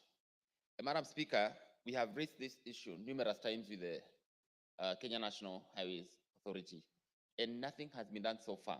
In my very constituency, there's a place called Gadara Ward, a place called Kanamba, and we have lost lives of children in school, going to school, simply because there are no bumps, and the bumps that are on that road are not marked. And therefore, I want to support this statement and ask that Kenha quickly or speedily just erect bumps where they're supposed to be and be simply marked, so that then we stop this loss of life. And Madam Speaker, there's some level of complacency when it comes to erecting bumps. You know, you'll hear these people say we cannot erect bumps because it's a highway. But then what is more important, speed or the lives of people? And therefore, Madam Speaker, in a special way, I would want you to emphatically compel Kenya National Highways Authority to erect bumps where they're supposed to be and mark them appropriately. I rest my case, Madam Speaker. Thank you. The chairperson for the Transport and Infrastructure Committee. Any member of the committee?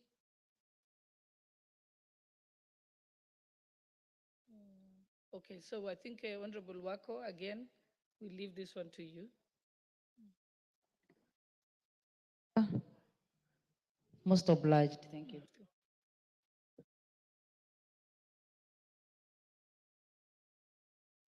The last statement, we have a statement from the Honorable Member for Chuka, Honorable Patrick Kithure.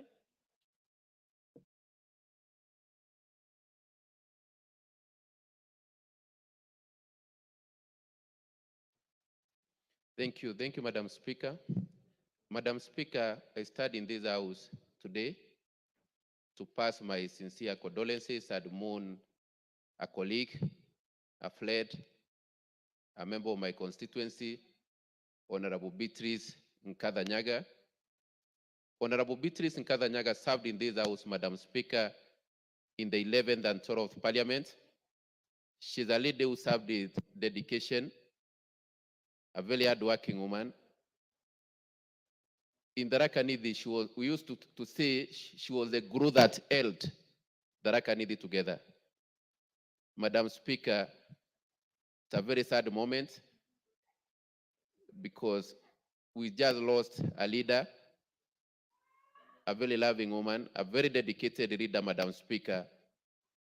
And as a county and as a country, we are at loss today to mourn Beatrice Nkadhanyaga, the former member of parliament, the immediate former member of parliament for Tharaka Nithi County, the Women Rep. Madam Speaker, Nkadha has been ailing for the last few months. And yesterday, she rested. And I stand in this house, Madam Speaker, to mourn her today and to give my sincere condolences to her family, her children, and the great people of Tharaka Nithi, where she comes from, and members of this parliament who worked very closely with her, because Madam Beatrice was a friend to her in this house. Madam Speaker, I was just thinking when I was seated here, and I was saying it's, as we bid farewell today, as we mourn Nkadha today in Tharaka Nithi, it's also a celebration as we for appointment of Kindiki. So it's mixed feelings. It's mixed feelings in the county, Madam Speaker. Madam Speaker, thank you. I even don't know what to continue. I would just request Honorable Murugara, who I know was a very close friend, to give her his condolences. Thank you, Speaker. Honorable Patrick, you're out of order. You cannot give the opportunity to the member for Tharaka. I think I'll give Honorable Dorothy Kiara, then I'll come to you. Yes, but you're out of order. You're taking the Speaker's job. Thank you, Honorable Speaker. Honorable Speaker, indeed, it is a sad day for all of us today.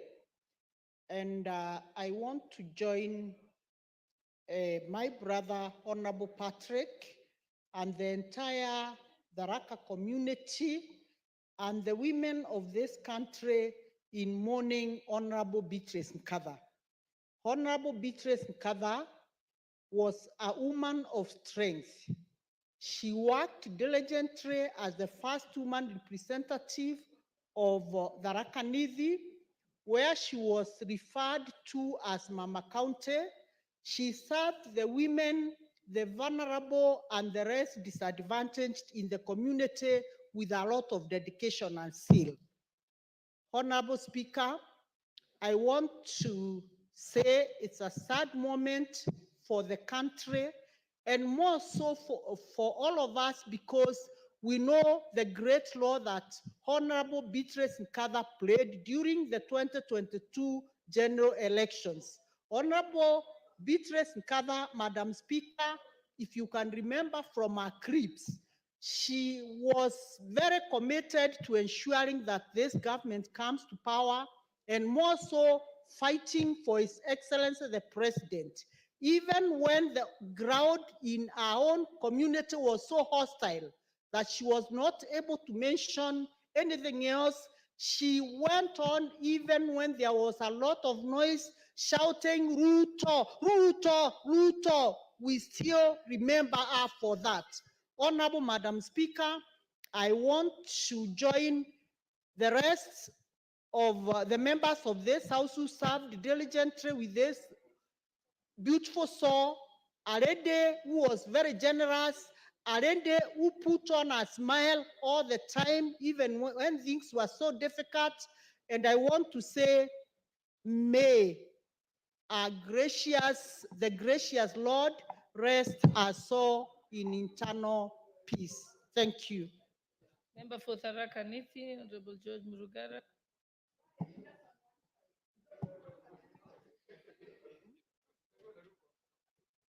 I will come to you. I'm just following the order of the names that came here.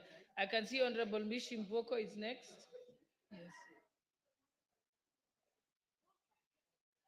You're out of order, Honorable.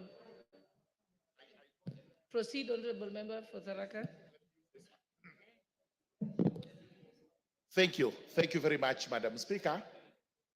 Madam Speaker, allow me to join my colleague, neighbor and countier of Tharaka Nithi, the Honorable Patrick Munene Ntwiga, who represents Chukaigamba Ngombe and is the local member of parliament for the late Honorable Beatrice Nkatha Nyaga.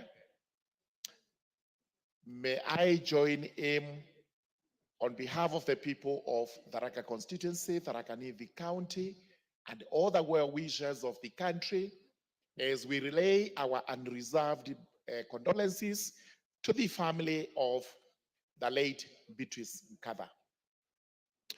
Madam Speaker, Honorable Beatrice Nkatha was a lady to behold. She served the county of Tharaka Nithi for 10 years without a blemish. We remember the lady Beatrice Nkatha with nostalgia, and especially as she was the unifying factor of that county, even when things appeared to go south. She spoke for all of us. She loved the county. She traversed that county with like a colossus, and they did not discriminate one constituency against another or one people against another people. She loved the children, the students, the elderly, the vulnerable, and she spoke for them without any reservation. Today, a dark cloud hangs over the county of Tharaka Nithi as we mourn this great lady. It also hangs over the country because Beatrice, especially towards the last general election, stood for the entire country. She was one of the most committed servants of the UDA party. She was one of the most loyal persons to His Excellency the President, Dr. William Samoei Ruto. And Dr. Ruto constantly remembered Beatrice and would always ask where she was, what she was doing, and eventually nominated her for the seat of CAS, Treasury in this republic. We never took that as light as it would appear, in spite of the fact that problems came up with that position of CS. Let me thank His Excellency for that, and also thank him today because he's wiping away our tears by nominating Professor Kithure Kindiki to be the Deputy President of the Republic of Kenya. Professor Kindiki does not belong to Tharaka Nithi, to Meru, or any other. He is a nationalist. He stands in for the entire country, and this is why this House has received that nomination with the zeal, happiness, and accolades as required. Madam Speaker, as I pen off, I have just also lost my mom, the late Lena Gashire Murugara, to whom I am the third born. She was elderly at 88. She has rested. I'm happy that all these members of parliament have actually wished me well and given their condolences to me. And for that, I do sincerely appreciate and thank all of you. Thank you very much. The Honorable Member for Likoni, Honorable Mishimboko.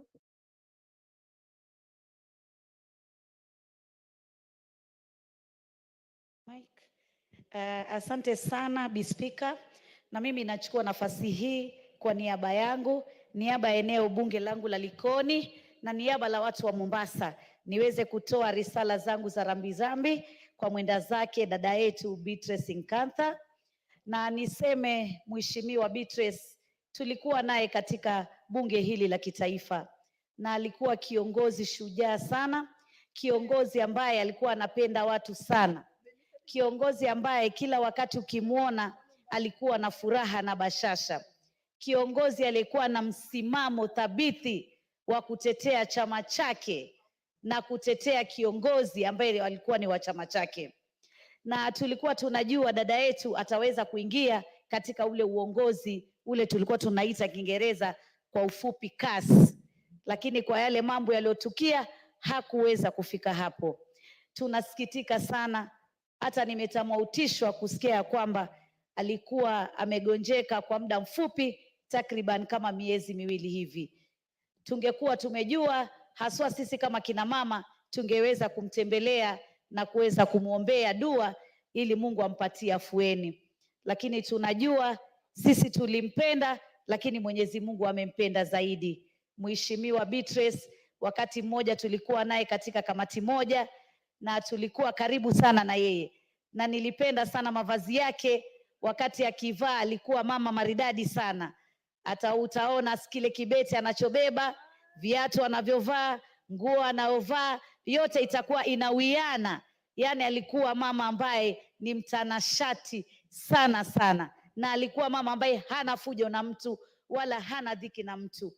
Pia tulikuwa kina mama wa kwanza tukiwa na yeye kuwa katika kiti cha kuwakilisha katika kaunti zetu, mimi nikiwa kule Mombasa na yeye akiwa anawakilisha kule sehemu ya kwao. Tulikuwa wa kwanza baada ya kupata katiba mpya ya taifa letu ya Kenya. Tunasikitika na tunaomboleza pamoja na ndugu zetu wa sehemu zile za Meru, sehemu zile za Tharaka, kumpoteza shujaa wetu, dada yetu Beatrice Nkantha. Tunaomba Mwenyezi Mungu ailaze roho yake mahali pema peponi, na tunaomba serikali ya Kenya Kwanza kupitia Daktari William Samoei Ruto, kwa sababu huyu alikuwa kiongozi wako shujaa, kiongozi wako mwenye msimamo, uweze kuangalia familia yake. Yeye ni mwenda zake sasa, lakini najua ana watoto, pengine hata ana wajukuu. Tusiwatupe viongozi wetu wakati wamepatwa na misiba. Pia tuwakumbuke kwa wale ambao wamewaacha na wao wakiwa wametangulia kule mbele. Tunamwombea Mola amweke pema penye waja wema. Poleni sana watu wa Tharaka, poleni sana watu wa Meru, poleni sana bunge la kitaifa na Kenya kwa jumla. Asante sana Bi Speaker. The Honorable Member for Nairobi County, Honorable Esther Pasari.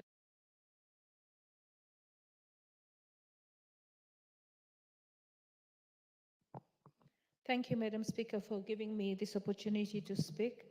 I want to extend condolences to the family of Beatrice Nkantha Nyaga, for myself and my family and the county of Nairobi. It is indeed a sad moment when you hear that somebody you knew has passed on. and with the nature of life, we served in the 12th Parliament together. We haven't seen her for a while, but I remember we met once during campaigns, and even if she was in UDA and I was in ODM, we still exchanged pleasantries like sisters. I met her again recently when she was appointed to become a cast of Treasury, and she was very happy. And she was also very happy that I had made my second term. She was such a lovely human being. She was a beautiful soul. She had no inhibitions, and at the same time, she had no hard feelings for anyone. In politics, sometimes when you're in opposing parties, people always, you see that there's tension in the friendship. With her, the friendship was pure, sincere, and as a woman, she believed in the tribe of women, so we stood together. I would like to quote Shakespeare. We are all on the world stage, all as men and women, we're merrily players that are here, that exist, and we have entrances and we exist. So she has exited the stage, but she will not be forgotten. She has left her landmark. We say sorry to the people of Tharaka Nithi. We also say sorry to the people of Kenya, because as a legislator, you don't just serve your constituency or your county, you make decisions that impact and affect and serve all Kenyans. So as she has exited her stage, we also have seen that we have a nomination of the CS Kithure Kindiki as the incoming deputy president. And we say that the people of Tharaka Nithi have lost with one hand and received with another, but we also recognize that the CS Kindiki is a national figure. He has served in many offices, and he has also served as interior, so he knows that Kenya is one, and we wish him well in his nomination, and we wish this country the best. Condolences to the family. Thank you, Madam Speaker.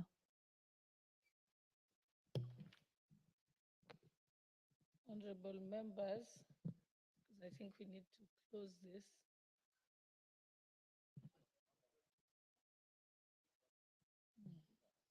Yes, the honorable member for, yes, you may proceed.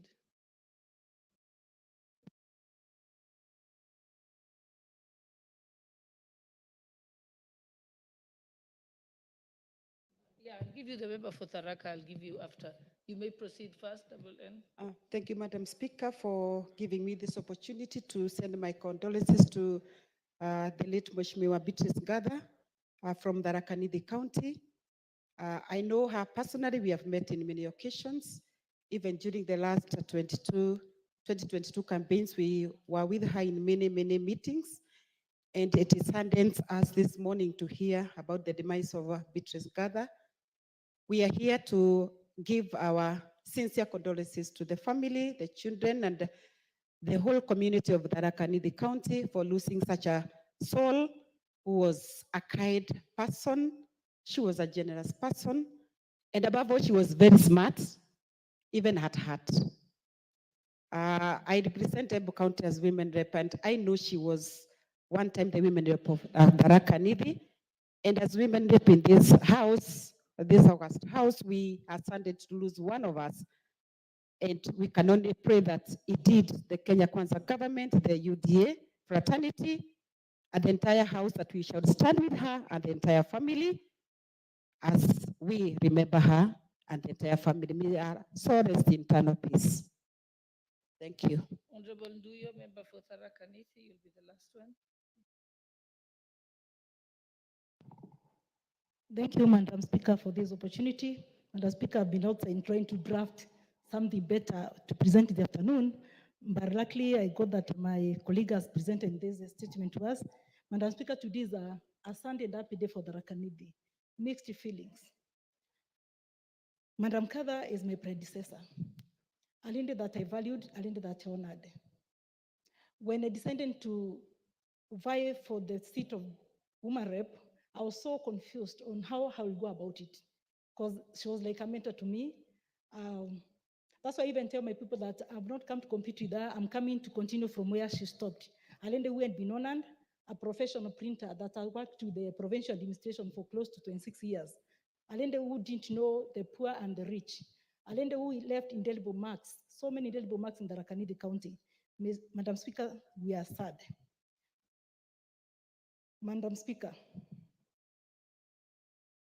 Nkatha was a very hardworking lady, one of the founding mothers and one of the founding officers and one of the founding politicians of the UDA party, a great friend of Professor Kithure Kindiki.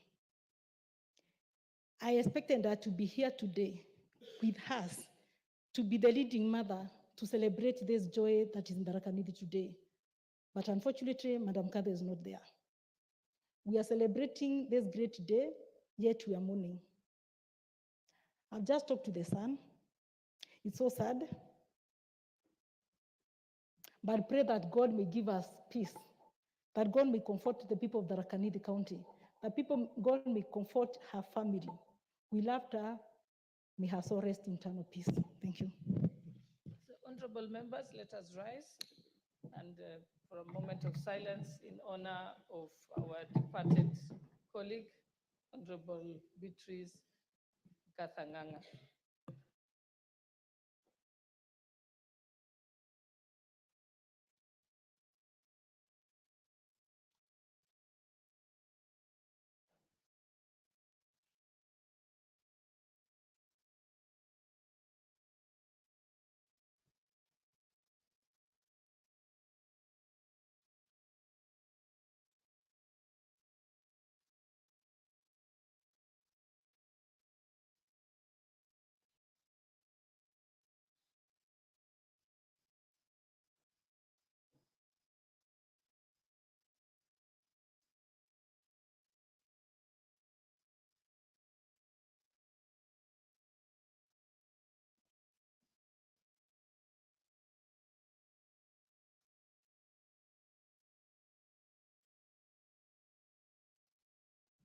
May her soul rest in eternal peace.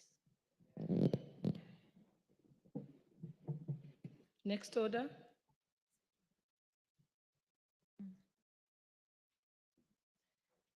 Order number 10, Committee of the Whole House.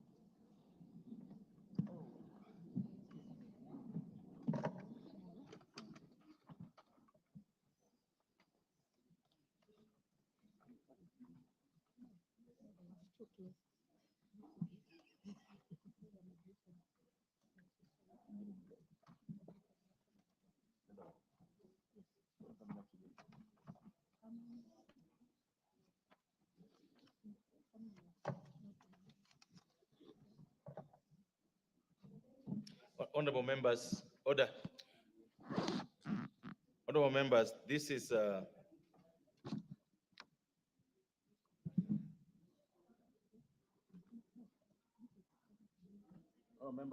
this is the Committee of the Whole House to consider the Senate amendments to the Food and Feed Safety Control Coordination Bill, National Assembly Bill number 21 of 2023. Members, this is a very short bill, 3 clauses. Just a request for your attention. What is the majority leader, majority whip?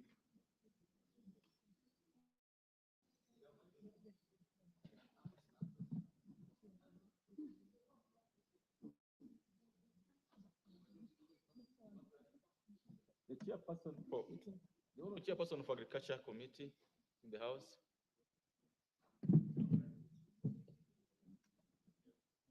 Are you holding brief?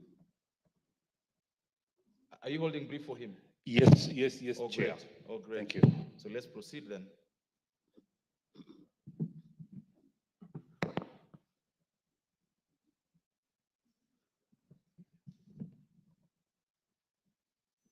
This is a bill that originated from the National Assembly, then went to the Senate, now is back here with us with proposed amendments from the Senate. Chairperson of the committee will guide us on how to proceed. Would I request the chairperson, Honorable Justice, would you approach the table?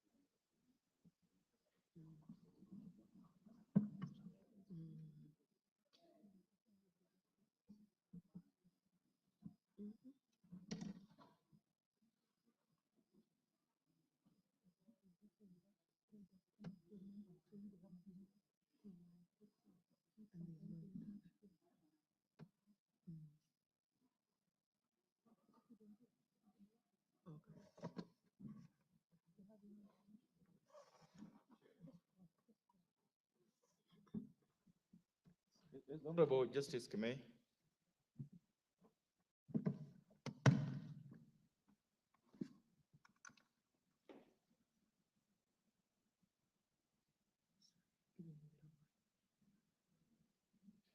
Chair, I think we are ready to proceed, Chair. And while the chairman is coming in, I should be able to stand in for him. Thank you, Chair.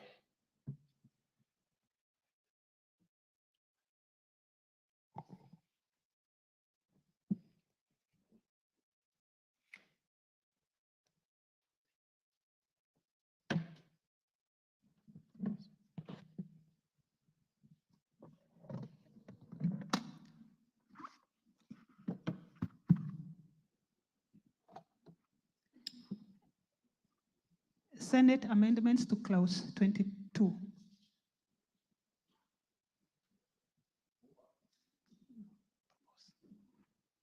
Order, Chairperson. All members, I propose the question that the Senate amendments to clause 22 be now approved. Mover.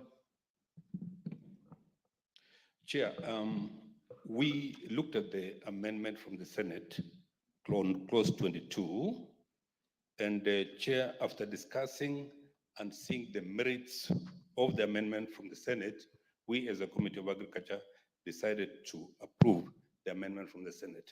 Thank you, Chair.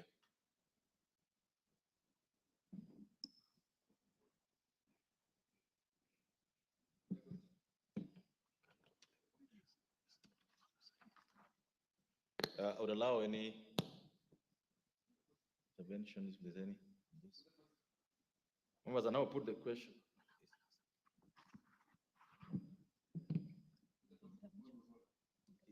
Is there?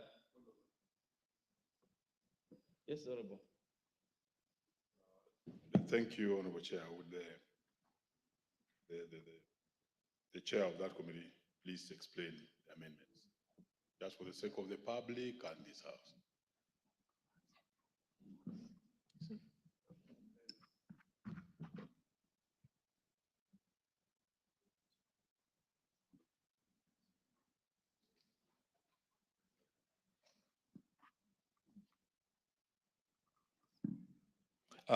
Thank you, Chair. Thank you, Chair. I want to give the explanation that in the bill, Chair, we had used the terminology conduct risk management, appearing immediately after the words the controller may, and substituting the words advise on the appropriate risk management measures. Mr. Chair, we have adopted the words from the Senate because they are more encompassing and they represent the entire spectrum of risk management. Thank you, Chair. Thank you. Fellow members, I now put the question, which is that the Senate amendments to clause 22 of the bill be now approved. Will as many of that opinion say aye? Will as many of that opinion say nay? Ayes have it. Clause 25. Mover. Chair, just like in clause 22, clause 25, Chair, is being amended in subclause 3 by inserting the following new subclause. On receipt of the report under subsection 3, Order. Sorry. Chair, move the amendment first before you explain. Okay, Chair, I wish to move the amendment and to accept the proposed amendment from the Senate. What is the amendment? The amendment, Chair. Say, just read what is in the order paper. You move an amendment that clause. Chair, I wish to move the amendment that clause 25 of the bill be amended in subclause 3 by inserting the following new subclause. 3A. On receipt of the report under subsection 3B, the governor shall submit the report to the respective county assembly. I beg to move. Members, I now propose the question that Senate amendments to clause order. I propose the question that the Senate amendment to clause 25 be now approved. Ms. Honorable Wundo. Again, as my colleague Mwalimu had raised issues, exactly what kind of report are we envisaging? Because what we have here and what the country has does not lead anywhere. What kind of report are we envisaging to be submitted to the county assembly? And what is the county assembly expected to do with that report, considering in many cases the caliber of the MCAs in many of the county assemblies?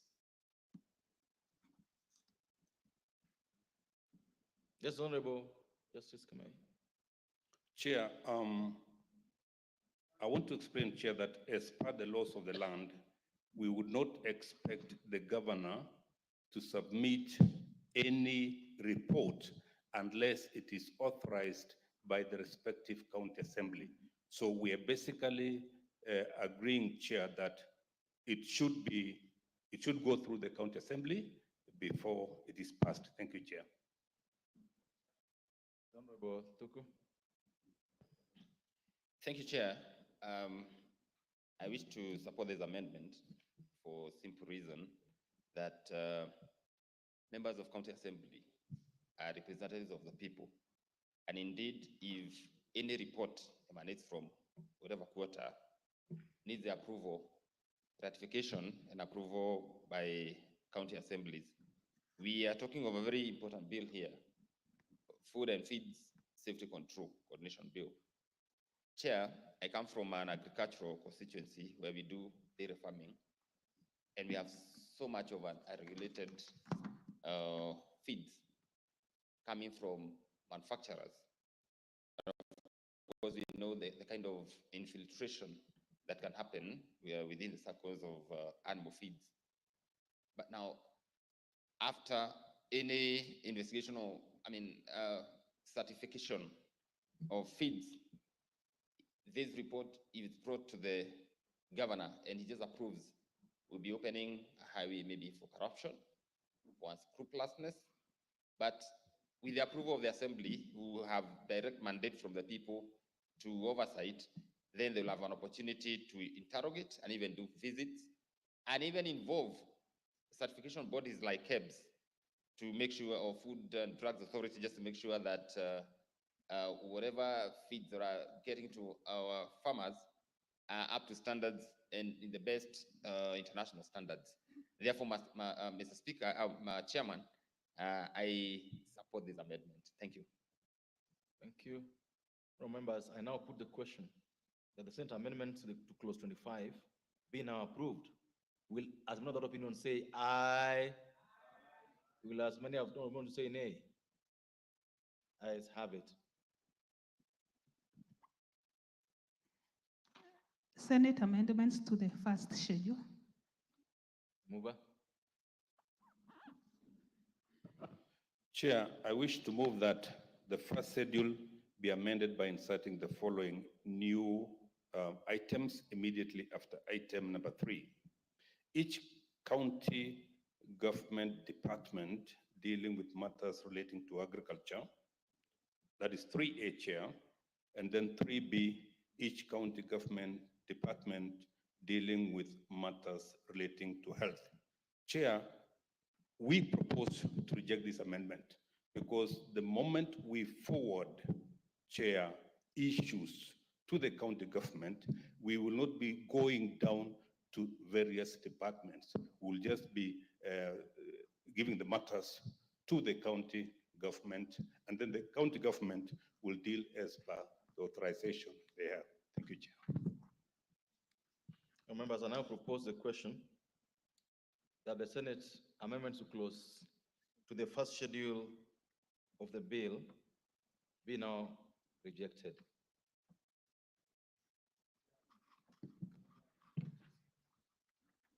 Honorable Undo.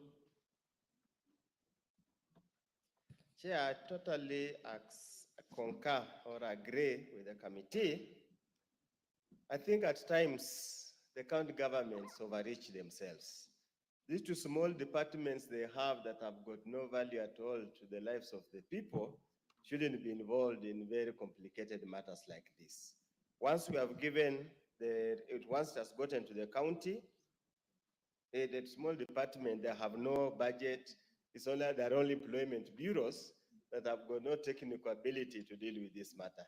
I totally agree, we reject, but then we go back to mediation. I hope that's the only point of mediation. I wish you well that you'll be able to convince them to see the necessity to leave it the way it is. Thank you, Chair.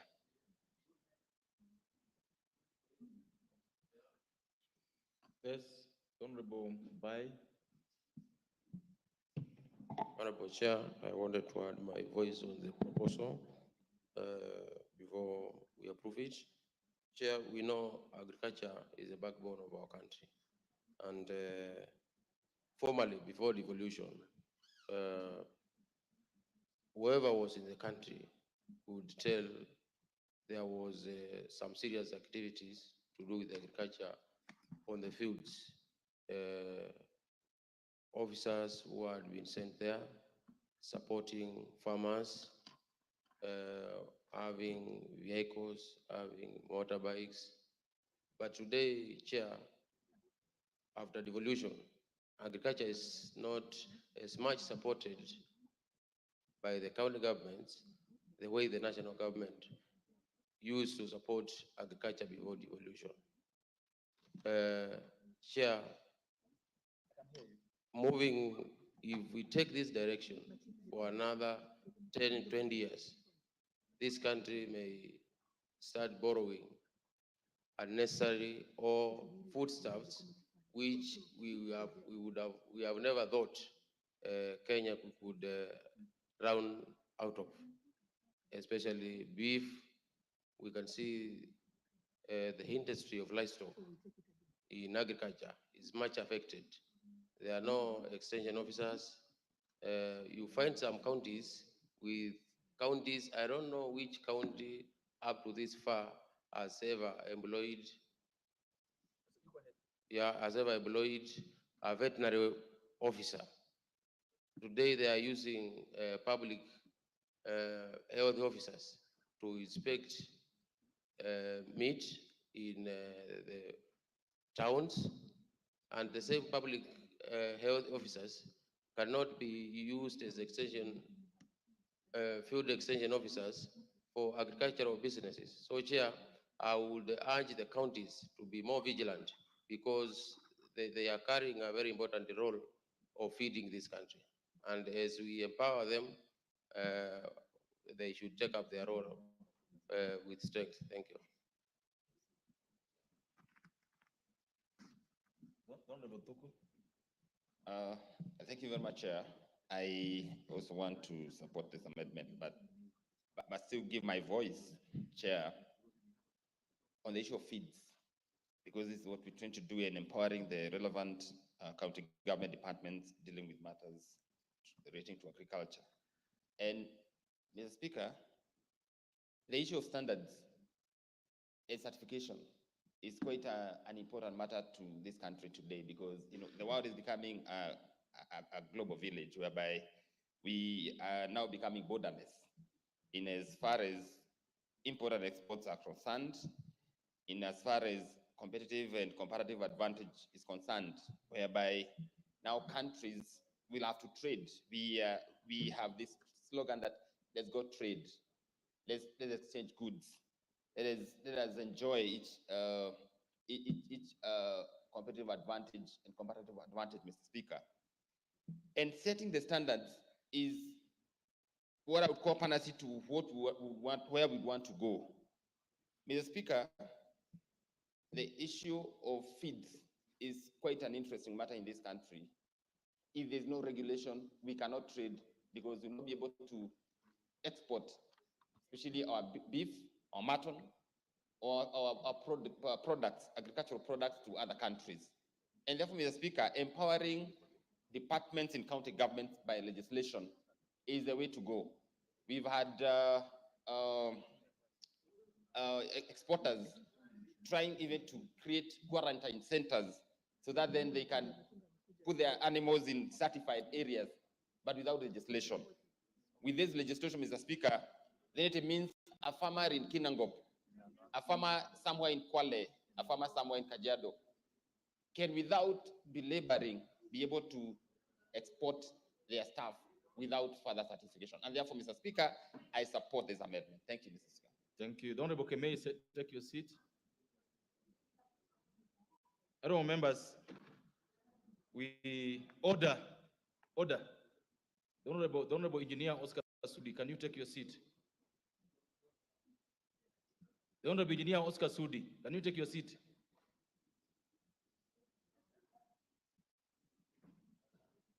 Oh, members, voting on this one, I have to guide this, that the committee is proposing rejection of the amendment. So those who go with the committee will vote nay. Those who go with Senate amendments will vote aye. Oh, this is well guided. Yes, Honorable Mbai.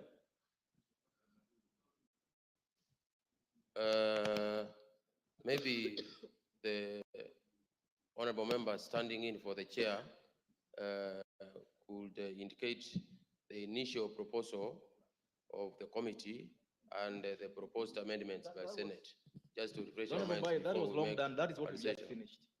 Just refreshing minds. Order. Okay. That we just finished doing. The chairperson moved the amendment and explained the amendment. We proposed the amendment. It's been debated. Now we are voting. That's what has just happened. Just order. We cannot repeat that process. We just finished. So we're going. Members, I will now be putting the question, and I've guided that the committee proposes a rejection of the amendment. Those who support the committee will vote nay. The Senate proposes to amend the bill. Those who support the Senate will vote aye. Therefore, members, I put the question that the Senate amendment, the first schedule of the bill, be now approved. Will as many of the opinion say aye? Will as many of the opinion say nay? The nays have it. Mover.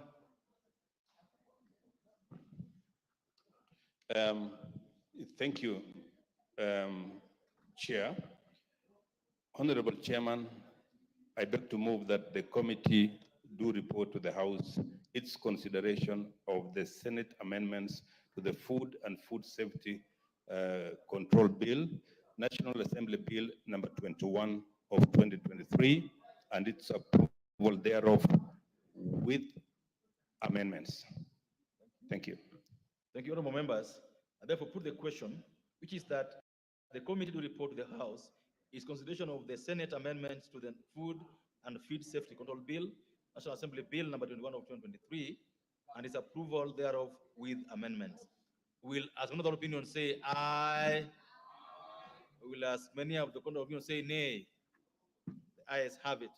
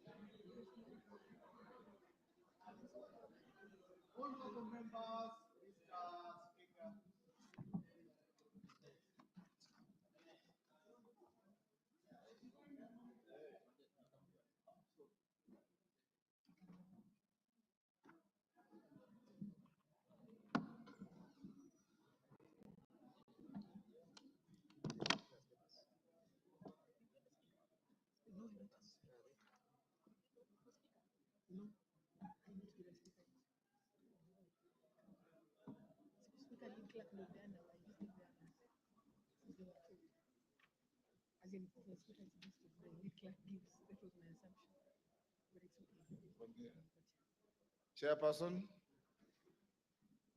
Chairman. Honorable Speaker, I beg to report that the Committee of the Whole House has considered the Senate amendments to the Food and Feed Safety Control Bill, National Assembly Bill number 21 of 2023, and approved the same with amendments.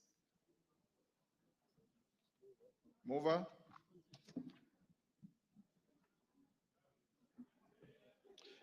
Honorable Speaker, I beg to move that the House do agree with the committee in the said report. I also request that Honorable Dr. Mutunga to second the motion for agreement with the report of the committee of the whole House. Thank you, Honorable Speaker. Dr. Mutunga. Honorable Speaker, I second. Honorable members on their feet, take the nearest seat.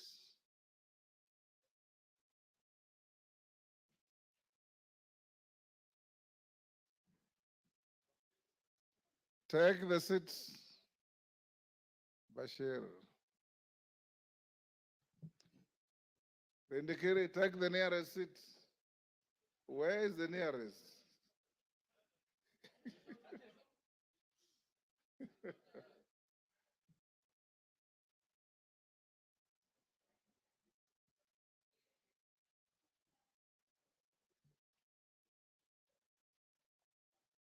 Order, take your seat.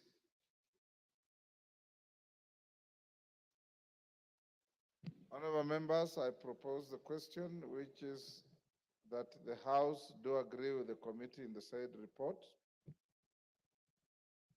I now put the question, which is that the House do agree with the committee in the said report. As members of that opinion say aye. Will those of the counter opinion say nay? The ayes have it.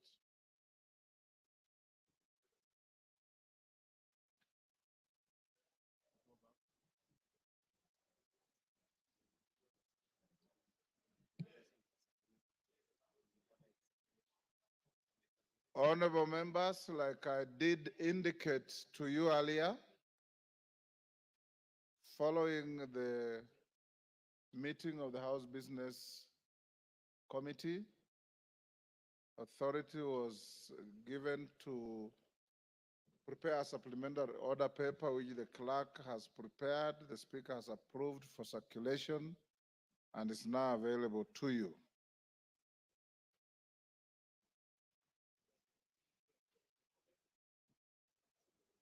Clerk. So call it out. Okay, clerk. Order number 11, the Higher Education Loans Board Amendment Bill, National Assembly Bill number 58 of 2022, second reading.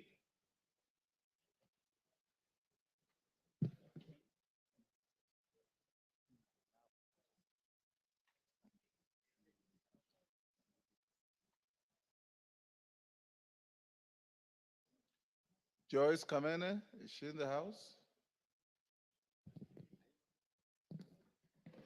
Thank you, Mr. Speaker. Joyce Kamene, you may start moving, but at some point I will interrupt you to deal with the issue that we adjourned the House about before you carry on.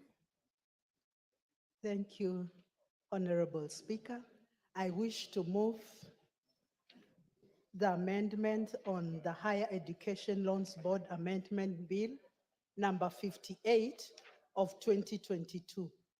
Honorable Speaker, the principal object of this bill is to amend the Higher Education Loans Board Act number 3 of 1995 to address a specific challenge faced by some of the young students, those who have not yet attained the age of 18 years and as such are ineligible to apply for higher education loans under the current legal framework.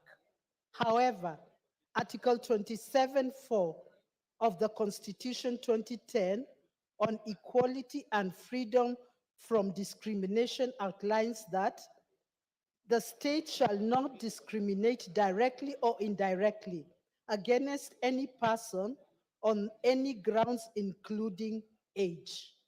Honorable Speaker, the bill expressly provides that the Higher Education Loans Board shall not deny a loan to a student who has not attained the age of 18 years.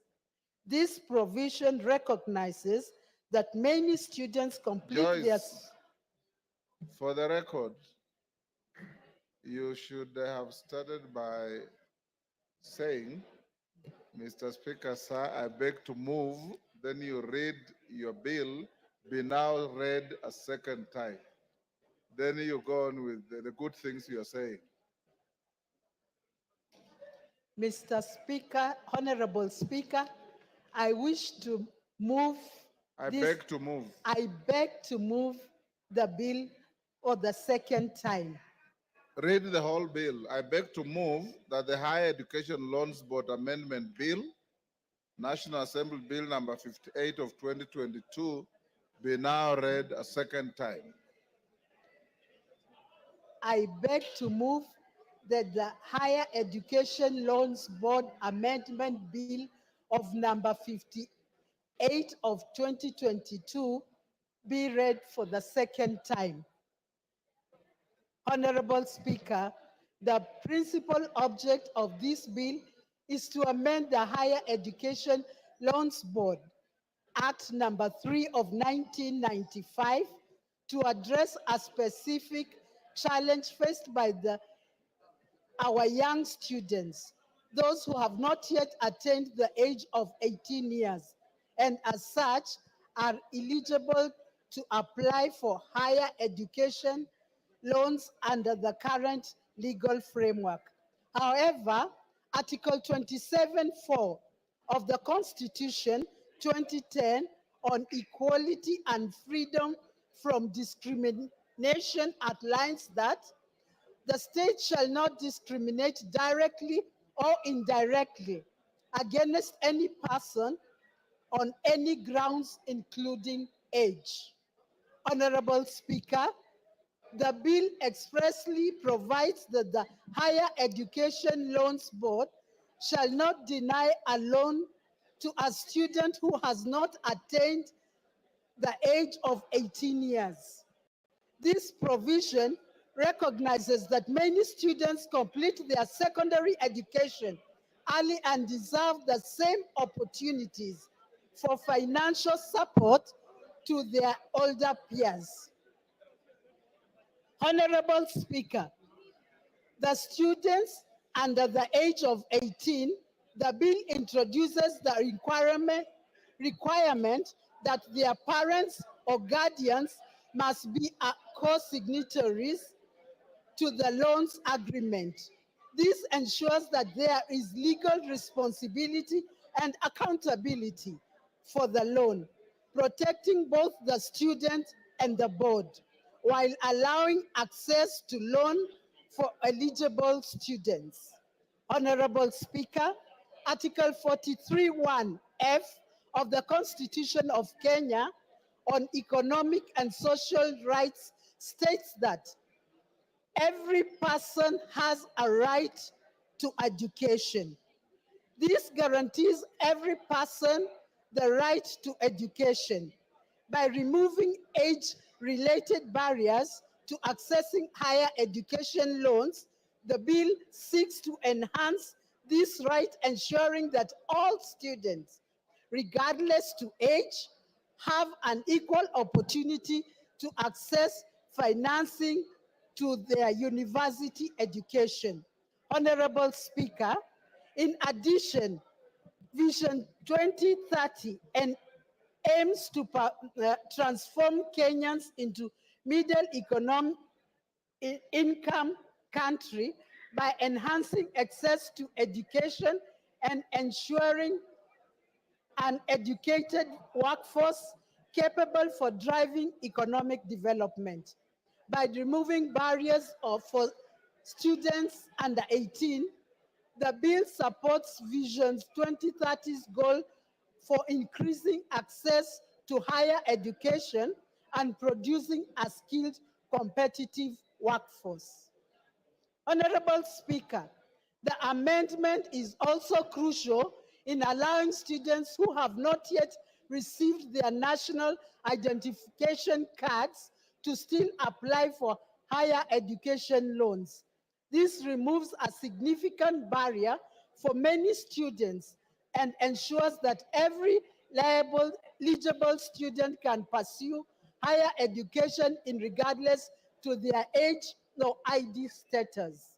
Honorable Speaker, this bill ensures that all students, regardless to age, have equal access to financial resources. They do not need they need to further their education. It prevents an exclusion for young, bright students who may complete their studies earlier than expected. Honorable Speaker, it is worth noting that many students are excelling in their studies and completing secondary school before the age of 18 years. They should not be penalized for their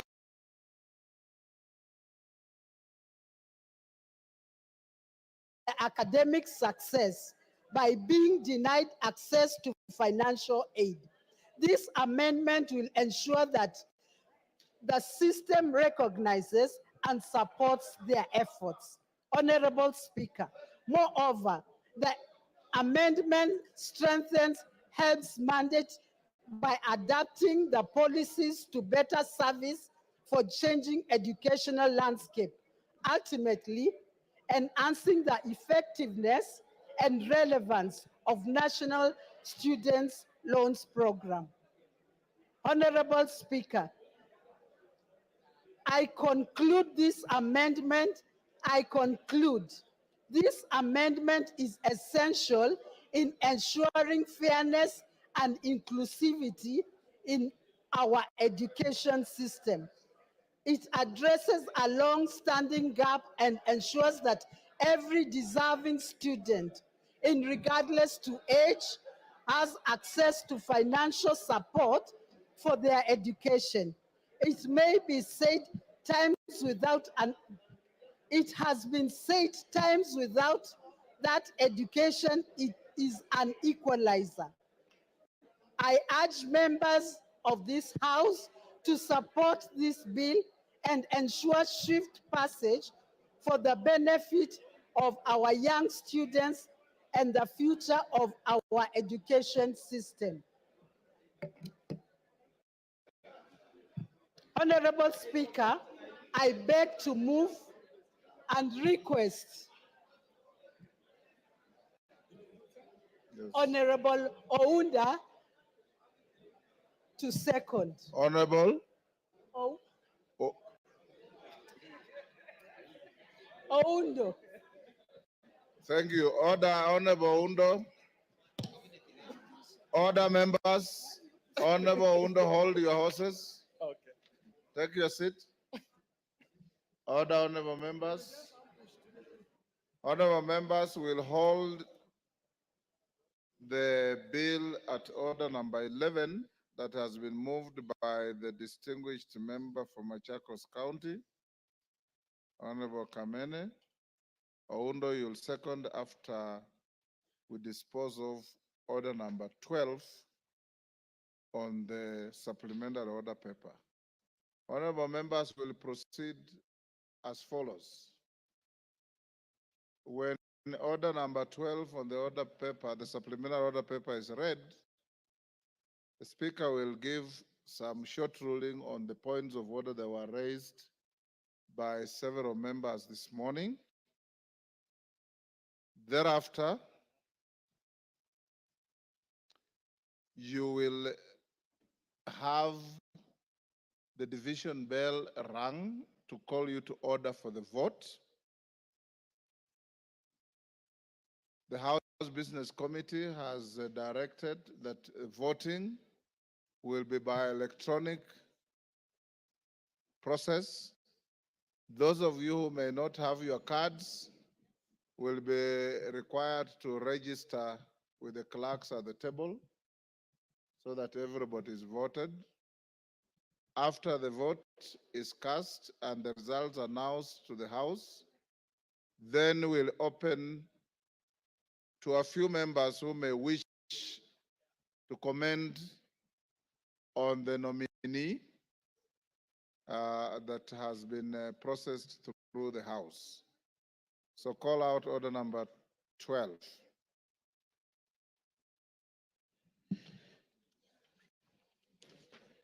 Order number 12, voting on the nomination of Professor Kithure Kindiki, EGH, to fill the vacancy in the office of the Deputy President of the Republic of Kenya.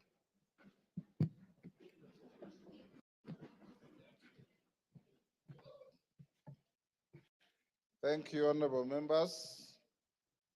Honorable members have a communication to make on the nomination of Professor Kithure Kindiki, EGH, to fill the vacancy in the office of the Deputy President of the Republic of Kenya. Honorable members, you will recall that earlier this morning at the commencement of the sitting, I notified the House of the receipt of a message from His Excellency the President nominating Professor Kithure Kindiki, EGH, to fill the vacancy in the office of the Deputy President pursuant to Article 149 of the Constitution.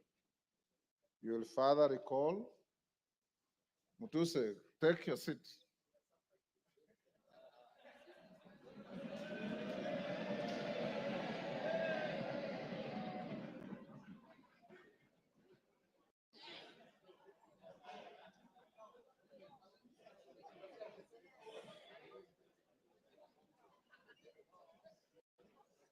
Gagusha, take a seat.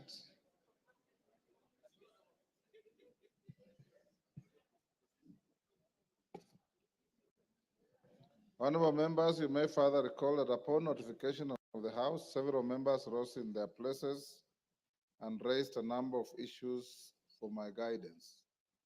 The members who spoke included Honorable Robert Bukose, Honorable Mboka Milemba, Honorable Emmanuel Wangwe, Honorable Samuel Chepkonga, Honorable Jen Gakiri, Honorable Wanami Wamboka, and others. In this regard, I convened a meeting of the House Business Committee for the purpose of deliberating on the next steps to be taken by the House on this matter and guiding the House on the issues raised by the members. Honorable members, I've distilled the issues raised by the members as follows. One, whether Article 149(1) of the Constitution envisages an approval process in the manner contemplated by the Public Appointments Parliamentary Approval Act, Cap 7F. Two, whether the House shall conduct public participation in voting on the nomination under Article 149(1) of the Constitution. Three, whether the members shall be required to debate on the nomination under Article 149(1) of the Constitution. And four, the timelines envisaged under Article 149(1) of the Constitution. And five, the threshold for voting on the nomination and Article 149(1) of the Constitution. Honorable members, Permit me to examine each of the issues that have been raised. The first, on whether Article 149(1) of the Constitution envisages an approval process in the manner contemplated by the Public Appointments Parliamentary Approval Act. It's noteworthy that the Article 149(1) of the Constitution provides as follows, and I quote, within 14 days after vacancy in the office of the Deputy President arises, the President shall nominate a person to fill the vacancy and the National Assembly shall vote on the nomination within 60 days after receiving it. From a reading of Article 149(1) of the Constitution, it's expressly provided that the National Assembly shall vote on the nomination within 60 days after receiving it. The drafters of the Constitution distinguish the language used in Article 149(1) of the Constitution by expressly providing that the House is required to vote and not approve the nomination.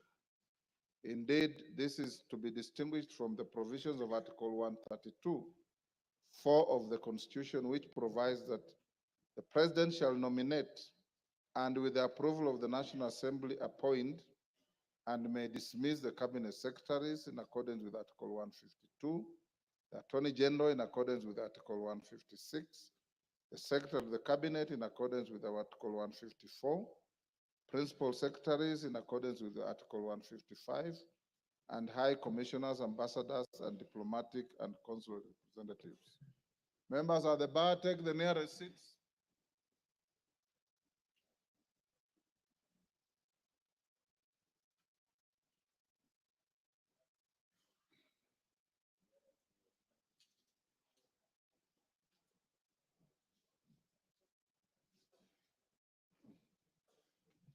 Honourable members, in this regard, for all the state officers that I have just highlighted, the House is required to approve their nomination by the President. However, in respect to the Deputy President, Article 149(1) of the Constitution expressly provides that the House is required to vote on the nomination. It is noteworthy that the Public Appointments Parliamentary Approval Act applies where an appointment under the Constitution or any other law requires an approval of the House. Consequently, noting Article 149(1) of the Constitution requires the House to take a vote on the nomination, the approval process envisaged under the Public Appointments Parliamentary Approval Act does not apply in this case. The House will therefore adopt the precedent it has set on this matter, and this settles that point. Honourable members, the second issue was whether the House shall conduct public participation in voting on the nomination under Article 149(1) of the Constitution. As stated earlier, Article 149(1) of the Constitution requires the House to take a vote on the nomination of Professor Kithure Kindiki, EGH, to fill the vacancy in the office of the Deputy President, which is essentially an election. Honourable members, you will recall that the practice of the House, whenever it is confronted with an obligation to vote on the matter as relates to an election, the instances include election of the Speaker, the Deputy Speaker, under Article 106 of the Constitution, the members of the East African Legislative Assembly and the Pan-African Parliament, for which the House is required to vote on nominations of members to hold such positions. The practice of the House is, in these instances, is that the House has always proceeded directly to vote without public participation. To this end, to the extent that Article 149(1) of the Constitution contemplates the House to vote upon receiving the nomination, the requirement for public participation is not applicable in this case. This settles the second issue. Honourable members, on the third issue relating to whether members shall be allowed to debate on the nomination, is noteworthy that having determined the vote contemplated under Article 149(1) of the Constitution is an election, no debate arises on a matter of election. Indeed, you will recall that in the case of the election of a Speaker of this House and the members of the East African Legislative Assembly, no debate arises. This settles that third issue. The fourth issue, honorable members, is the issue on timelines envisaged under Article 149(1) of the Constitution. You'll observe that the Article 149 of the Constitution defines the period within which the President is required to nominate a person to fill the vacancy in the office of the President, office of the Deputy President, which is within 14 days after a vacancy in the office of the Deputy President arises. The National Assembly is then required to vote on the nomination within 60 days after receiving it. Honorable members, from the foregoing, Article 149(1) of the Constitution defines the maximum period within which the President and the National Assembly are required to act. To this end, the President can nominate a person to fill the vacancy for the first day, from the first day of the vacancy arises up to the 14th day. On its part, the National Assembly is required to vote on any day from the first day it receives a nomination up to the 60th day after receipt of the nomination. Consequently, the nomination of Professor Kithure Kindiki, EGH, and the vote the House is required to take today on the nomination is within the constitutional timeline provided for in Article 149(1) of the Constitution. This settles that fourth issue. The fifth and final issue that was raised was guidance on the threshold for voting under Article 149 of the Constitution. It is noteworthy that Article 149(1) of the Constitution has not defined or provided for the threshold for voting for the nomination of a person to fill the vacancy of the office of the Deputy President. Article 122(1) of the Constitution provides that, except as otherwise provided in the Constitution, any question proposed for decision in either House of Parliament shall be determined by a majority of the members in that House present and voting. Consequently, the threshold for voting on the nomination of Professor Kithure Kindiki, EGH, is a majority of the members in this House present and voting, as provided for in Article 122(1) of the Constitution. That final issue is also settled. Honorable members, in summary, therefore, I wish to guide the House as follows. One, that Article 149 of the Constitution requires the House to take a vote on the nomination of Professor Kithure Kindiki, EGH, to fill the vacancy in the office of the Deputy President. Two, and in this regard, the House will be guided by its previous precedents whenever it's called upon to take a vote on a matter as relates to the election of the Speaker, the Deputy Speaker, and members of IALA and Pan-African Parliament. Three, that no debate arises on a matter that the House is required to take a vote. Four, that the nomination of Professor Kithure Kindiki, EGH, and the vote the House is required to take on the nomination is within the constitutional timeline provided for in Article 149(1) of the Constitution. Five, that the House Business Committee has resolved that the vote contemplated under Article 149(1) of the Constitution be taken today during this sitting of the House. Six, that the threshold for voting on the nomination of Professor Kithure Kindiki, EGH, is a majority of the members in the House present and voting as provided for in Article 122(1) of the Constitution. The House is therefore accordingly guided and may now proceed to take the vote. Clerk, can you ring the division bell for 5 minutes? Yes, Wanjala.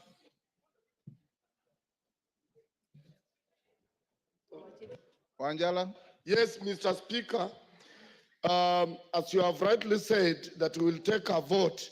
But Mr. Speaker, this House recognizes 3 types of voting. There is acclamation, there is direct digital voting, and then there is a vote we take by reading out the names. Roll call. Roll call, Mr. Speaker. Yes. And Mr. Speaker, when I sit in this House, we are in concurrence that Professor Kindiki is the man, is the Deputy President. Why don't we just, so that we go home, some of us want to take flights Why don't we just vote by acclamation? Rocco. Thank you, Mr. Speaker. Article 149, protect me, Mr. Speaker. Go on, I'm listening. Article 149 of our Constitution, Section 1, as you have rightly pointed, that the National Assembly shall vote on the nomination of the nominated Deputy President. Mr. Speaker, the mood of the House is that there is no objection whatsoever as far as nomination of Professor Kindiki is concerned. Yes, we are ready with our cans to vote electronically, but Mr. Speaker, we seek your ruling and indulgence so that we can go by acclamation and we solve the matter once and for all. Thank you, Mr. Speaker. Order, honorable members. Yes, Senior Counsel. Senior Counsel Otiende. Give Otiende a moment. Thank you. Honorable Speaker, honorable members, I know this is a serious moment in history. It is also a constitutional moment. I wholly agree with the Honorable Wanjala, Honorable Ruku, in terms of the mood of the House. However, Mr. Speaker, there are things we need to do for the record, not just for ourselves. Even as we speak, this whole process is being challenged in court. We need not allow any gap because so far, from the start to now, we have not allowed any gap. Let us not be in a rush to allow a gap. I beseech members, let us vote electronically. It does not take time. Thank you, Mr. Speaker. Honorable members, let's not open debate on this. Electronic voting takes less than 5 minutes. I'm sure you know this. So since the House is nearly full, let's have the division bell rung for just 5 minutes. Then we draw the bar, you log in, and we call out the vote. And the majority leader and minority leader nominate one person each to act as tellers. Then with those who don't have cards, I said, you record at the table with the clerks.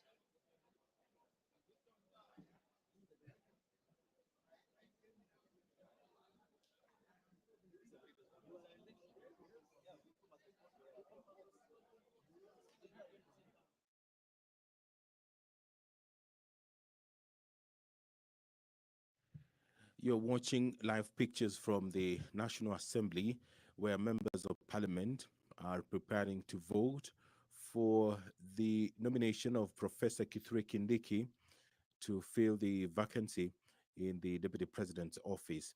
Professor Kithure Kindiki is currently serving as the Cabinet Secretary for Interior and National Administration, a role he has held since October 2022, with a brief hiatus between the 11th July 2024 and 8th of August 2024, when the President dissolved his cabinet. As the Cabinet Secretary for Interior and National Administration, Honorable Kindiki has led and overseen achievement of various milestones and reforms, including the Police Equipment Modernization Program, significantly enhancing the capabilities of Kenya's security services, finalization of a strategic framework to commence implementation of police reforms recommended by the Honorable Justice David Maraga Task Force, as well as abolishment of the previous vetting processes for issuance of national identity cards, recognition of minority groups and stateless communities, ensuring they receive Kenyan citizenship and associated rights, and operationalization of the Public Benefit Organizations Act. These are some of the achievements of Professor Kithure Kindiki as the Cabinet Secretary for Interior. Prior to his appointment to the cabinet, Professor Kindiki served as the elected senator for Tharaka Nithi County from 2013, in which time he also served as the Deputy Speaker of the Senate, as well as the majority party leader in the Senate. In his role as Senate Majority Leader, he spearheaded the legislative agenda of the majority party in the Senate and served as the leader of the majority party. As Senate Deputy Speaker, Professor Kindiki deputized the Senate Speaker in presiding over sittings and debates in the House of Senate and enforcing rules of procedure and parliamentary processes. Honorable Kindiki also conducted oversight roles, governance of counties, and participated in lawmaking on matters affecting counties. As an advocate of the High Court of Kenya, with legal experience spanning over 24 years, Honorable Kindiki was consulted for international organizations, including the World Trade Organizations, WTO, the African Union, the Intergovernmental Authority on Development, IGAD, the United Nations, and UN specialized agencies such as the United Nations High Commissioner for Refugees, UNHCR, and United Nations Development Program, UNDP, and practice as defense counsel at the International Criminal Court at The Hague. Honorable Kindiki has also taught law and held various administrative positions at Moi University School of Law and the University of Nairobi School of Law. He began his career as an assistant lecturer in law at Moi University immediately upon graduating with an undergraduate degree in law. He then joined the University of Nairobi as a lecturer after graduating with a PhD in international law, where he quickly rose to the head of Department of Public Law at the young age of 33 years, and then to position of Associate Dean at the age of 35. Professor Kindiki was later promoted to the post of Associate Professor of Law at Kenyatta University. He has authored 35 publications, including books, book chapters, and articles in local and international peer-reviewed journals. Honorable Kindiki holds a Bachelor of Law degree from Moi University, a postgraduate diploma in law from the Kenya School of Law, a Master's of Law degree, and a doctorate in international law from the University of Pretoria in South Africa. His professional affiliations include membership of the Academic Council on the United Nations System, the International Association for the Study on Forced Migration, the International Commission of Juries, the East African Law Society, and the Law Society of Kenya, LSK.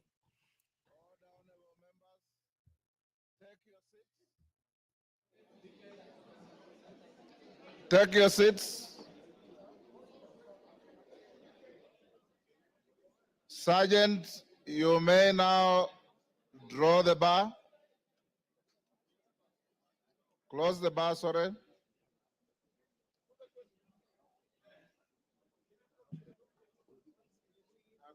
Of course, lock the door for purpose of voting.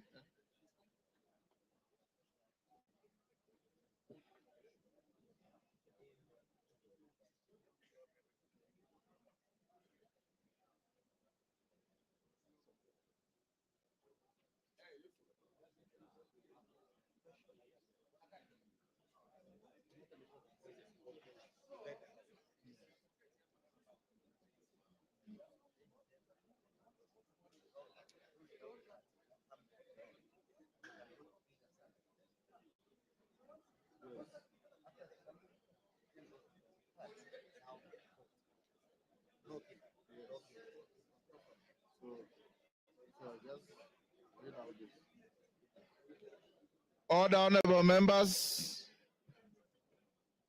Order, honorable members. Can I have a feel on how many members don't have their cards? Not many. I request respectfully members who don't have their cards to come to where civil servants sit, where they come to this house, on both sides.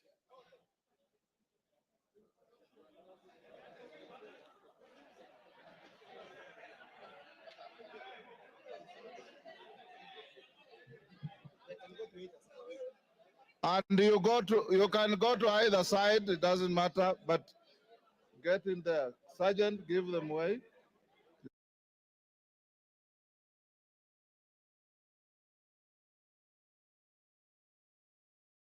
Ingia huko.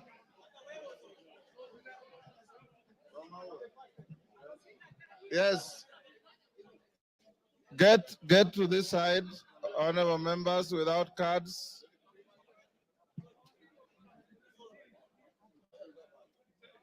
You can even spill to the back, no problem. You will be called.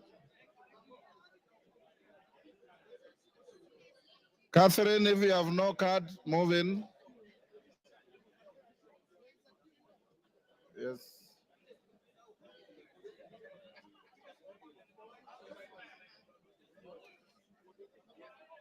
Member for Gatundu.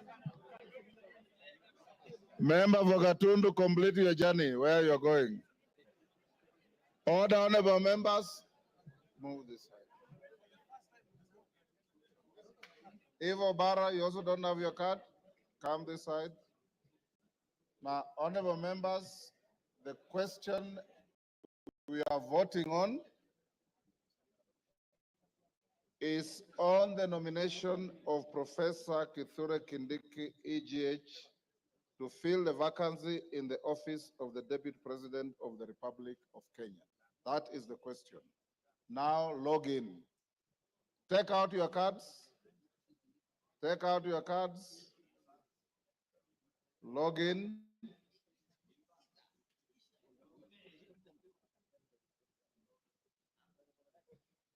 Dora, we are right? Not yet. Tungoje wakurugenzi wa mitambo. Catherine, you have your card? Yes, yes, I can. Yes.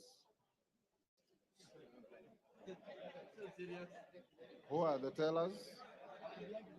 They're not tellers. Okay. Order. Katana, what is the problem?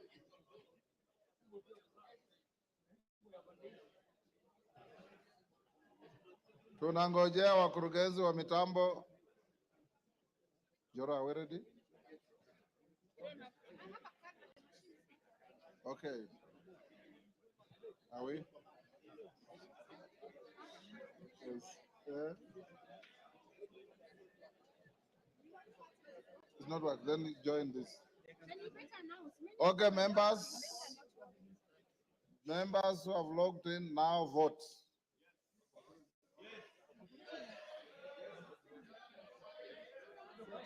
Yeah, then you will record here. That's all.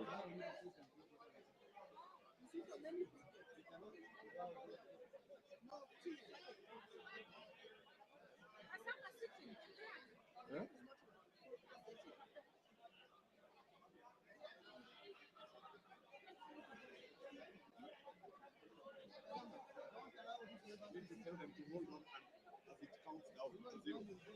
Yes. Don't order, members, don't interfere with your cards so that the system can record and count as you vote.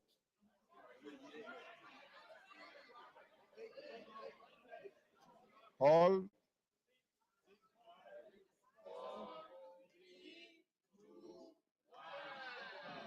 End of voting. Vote now.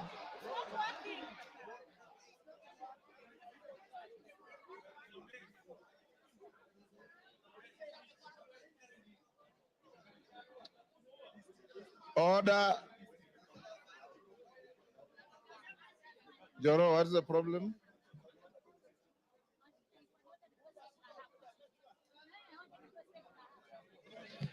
Order, members.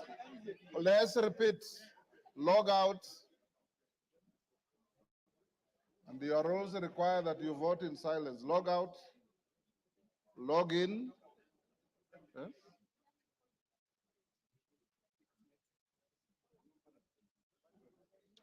Once you've logged in, just hold until you are told vote now.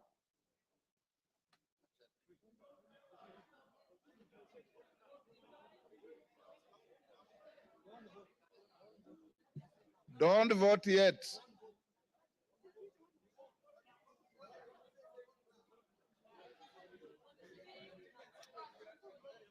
it malfunctioning?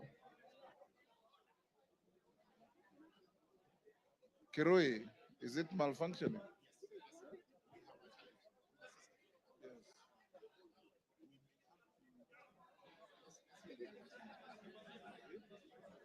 Clerk.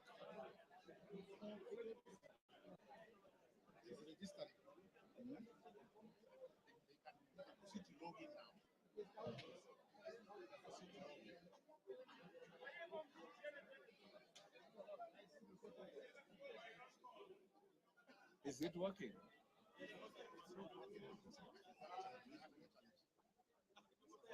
You're okay. You have a problem. Vote now.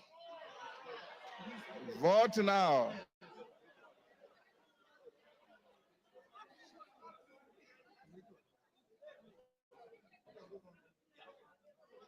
Vote now.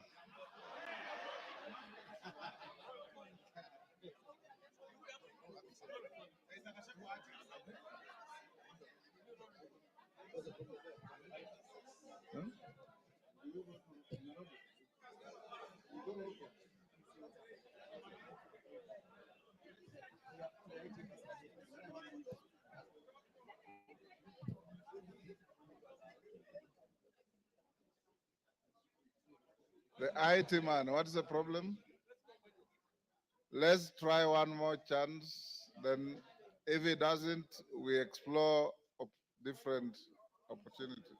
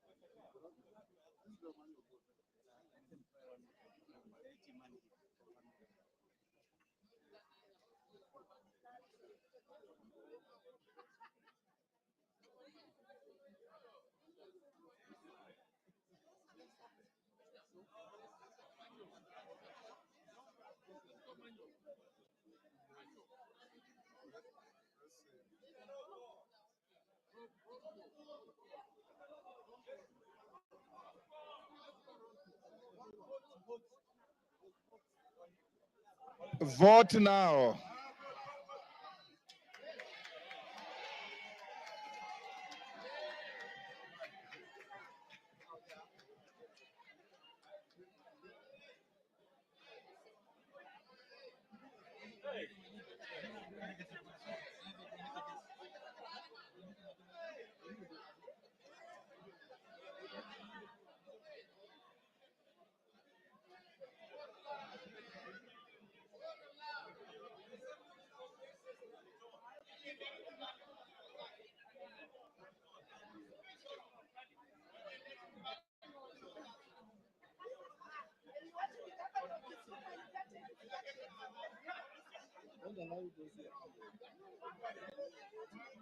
Member for Kisumu, you have voted. You remain where you are.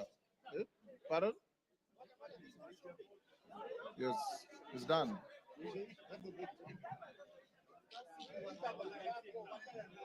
Order, members. Order. So you remain in your seats. When the voting is going on, you remain in your seats. The three ladies go back. What is the problem? Now, for the members who didn't have their cards, you will pass one by one, and they will tick against your name. You've already voted here. Oh, very good. And yourself? You have voted? Oh, you are voting. Okay. If you have voted, take your seats.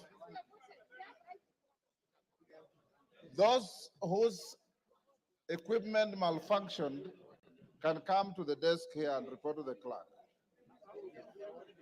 Eh? Okay, okay.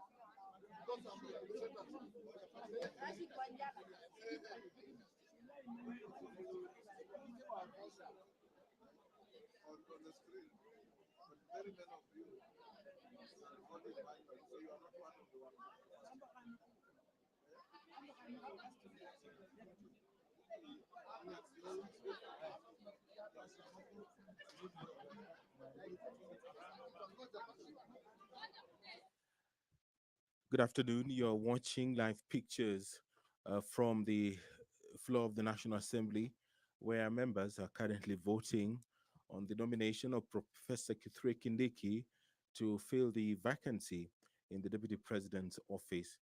The professor was nominated today by the President to fill up that position, which fell vacant following the removal from office of the previous holder.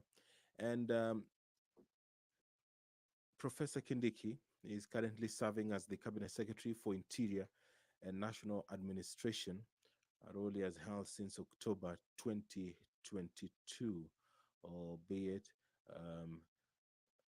also for a small or a brief hiatus between July 11th and August 8th, 2024.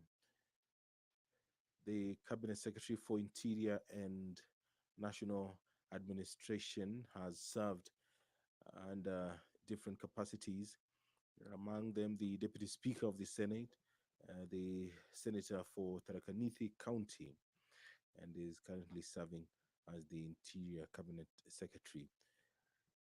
As an advocate of the High Court of Kenya with legal experience spanning over 24 years, Professor Kindiki has consulted for various international organizations, among them WTO, that is the World Trade Organization, the African Union, the Intergovernmental Authority on Development, the United Nations, and UN specialized agencies such as the United Nations High Commissioner for Refugees and United Nations Development Program UNDP, and practiced as defense counsel at the International Criminal Court at The Hague. He has also taught law and held various administrative positions at Moi University School of Law and the University of Nairobi School of Law. He began his career as an assistant lecturer in law at Moi University immediately upon graduating with an undergraduate degree in law. He then joined the University of Nairobi as a lecturer after graduating with a PhD in international law, where he quickly rose to the head of Department of Public Law at the age of 33 years, and then to position of Associate Dean at the age of 35. Professor Kindiki was later promoted to the post of Associate Professor of Law at the Kenyatta University. He has authored 35 publications, including books, book chapters, and articles in local and international peer-reviewed journals.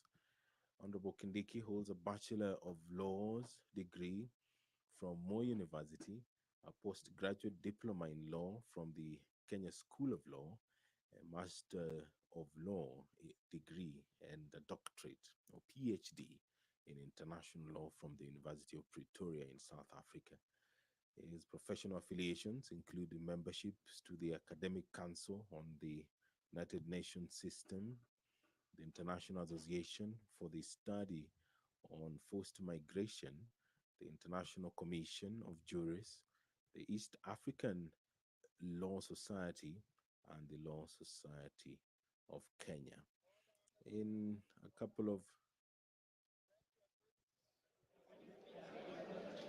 Honorable members, take your seats. Stop what you are doing, clerk. Honorable members, Hassan. Order, honorable members.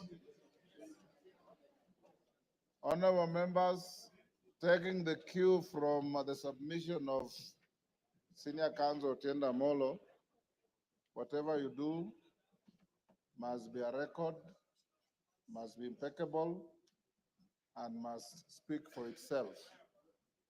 I'm advised by the clerk that the electronic voting system is malfunctioning, and that even after you voted, the numbers are adjusting themselves upwards and downwards. Consequently, I direct that that vote electronically is cancelled and annulled, and we'll do a roll call vote. Clerk, majority and minority leader, give me one teller each. Bukose, and who else? Bukose and Junet. Who?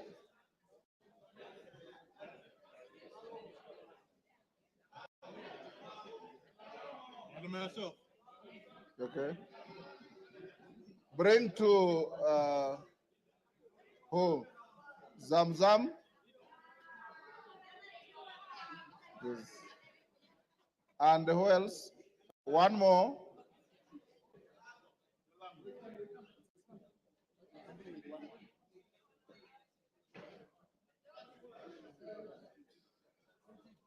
Who? Oh, we know. Martin. Okay, honorable members, once again, the vote is on the nomination of Professor Kithure Kindiki, EGH, to fill the vacancy of the office of the Deputy President of the Republic of Kenya. Clerk, you can start. Remain in your seats, remain silent. We can do this very quickly.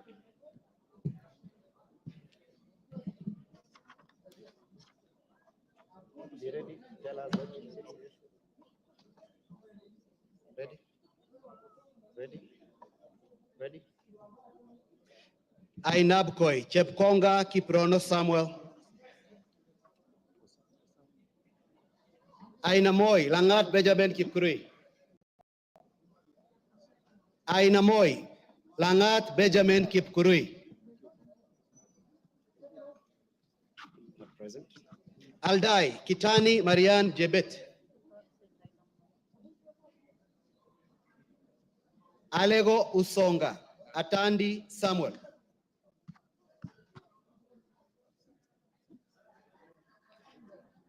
Alego Usonga, Atandi Samuel. Awendo, Owino John Walter.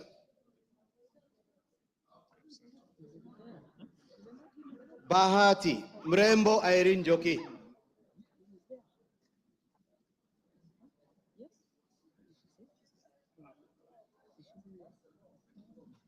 Balambala, Shurie Abdi Omar.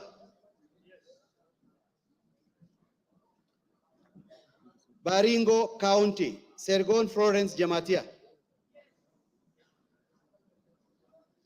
Baringo Central, Joshua Kandie. Baringo North, Maglap Joseph.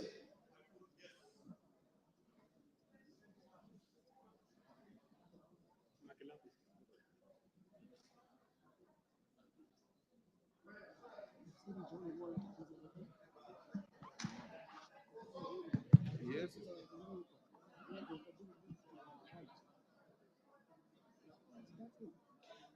Baringo South, Charles Cameron. Belgut, Nelson Koech.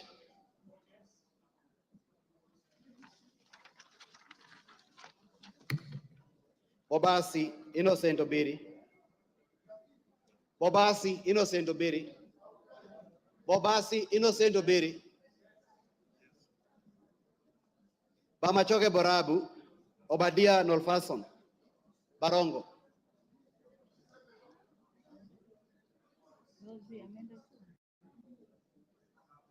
Bomachoke Chache, Alpha Miruka Ondieki. Bomet County, Chepkorir Linet. Bomet Central, Richard Kilel. Bomet East, Richard Yegon. Bonchari, Charles Onchoke.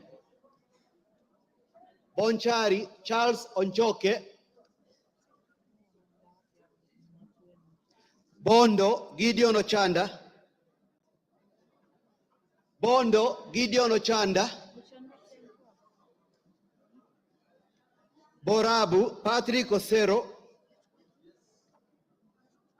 Budalangi, Sauti Bita Wanjala.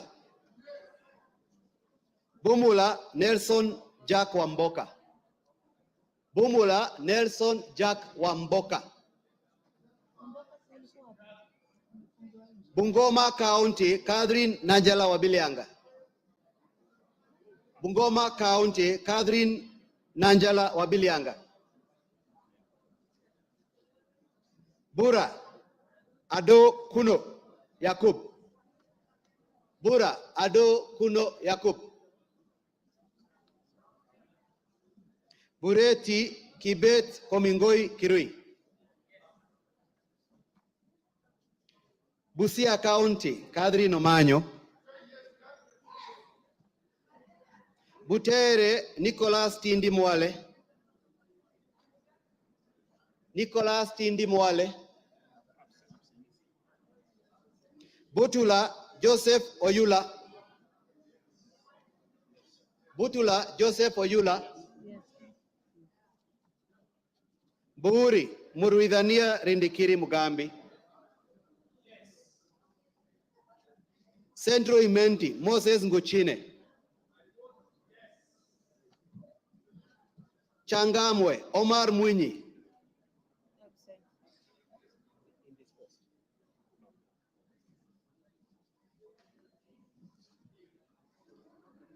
Chopalungu Victor Koech. Chopalungu Victor Koech. Cherangani Patrick Simiu Barasa.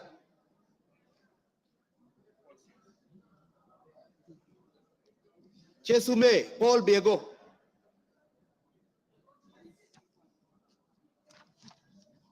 Chuka Iganga Ng'ombe Ntwiga Patrick. Dadab Farama Alim.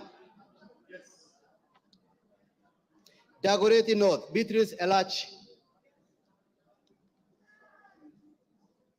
Dagoretti South John Carey. Eldama Ravine Musa Sirma. Eldas Adan Kenan. Elgeyo Marakwet County Jepto Ngeleche. Embakasi Centro Major Dong Gadiro Benjamin. Embakasi Centro Major Dong Gadiro Benjamin. Embakasi East Babu Owino. Embakasi East Babu Owino. Embakasi North James Gakuya. Embakasi North James Gakuya.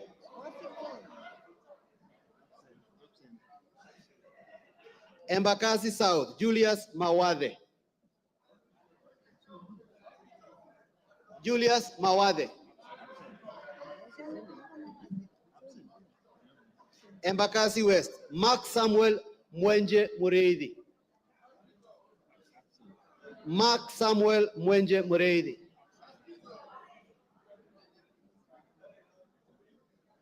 Embu County Double N Pamela Njoki. Mgwen Lelmengit Joseph Kipto.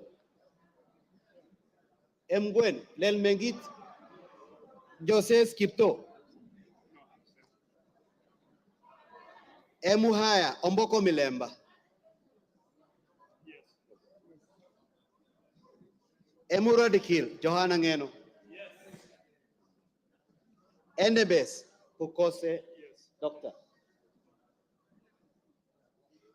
Fafi Farah Sala Yakub.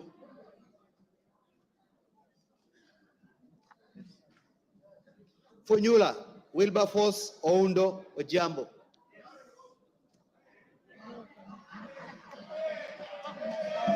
Galole Said Buya Hiribai. Galole Said Buya Hiribai. Said Poster. Ganze Kenneth Charo Tungule. Charo Kenneth Charo Tungule. Garissa County Udgon Amina.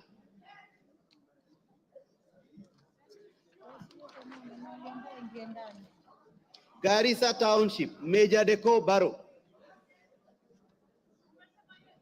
Garsen Ali Wario Guyo. Garsen Ali Wario Guyo. Katanga Mureu Wakili.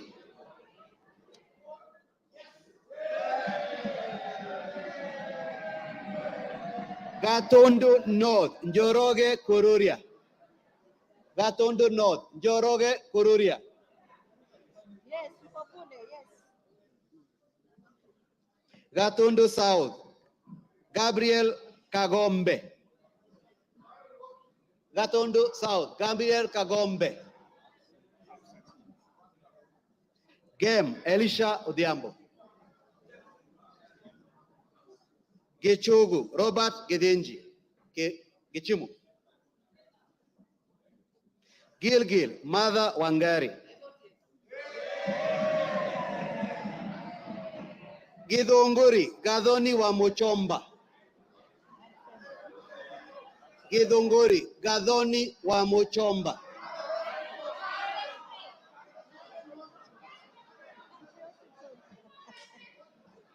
Hamisi, Charles Gimose. Hamisi, Charles Gimose. Homa Bay County, Bensuda Joyce Otieno. Homa Bay Town, George Peter Kaluma. Igembe Central, Daniel Kili Karido. Igembe North, Taitumu Munaiba Julius. Igembe South, John Paul Mwirigi. Ijara, Abdi Ali. Ikolomani, Bernard Shinali Masaka. Isiolo County, Mumina Bonaya. Isiolo North, Joseph Samal. Isiolo South, Tubi Bidu Mohammed. Tubi Bidu Mohammed. Jomvu Badibadi Twalip. Jomvu Badibadi Twalip. Juja Koimbori George. Juja Koimbori George.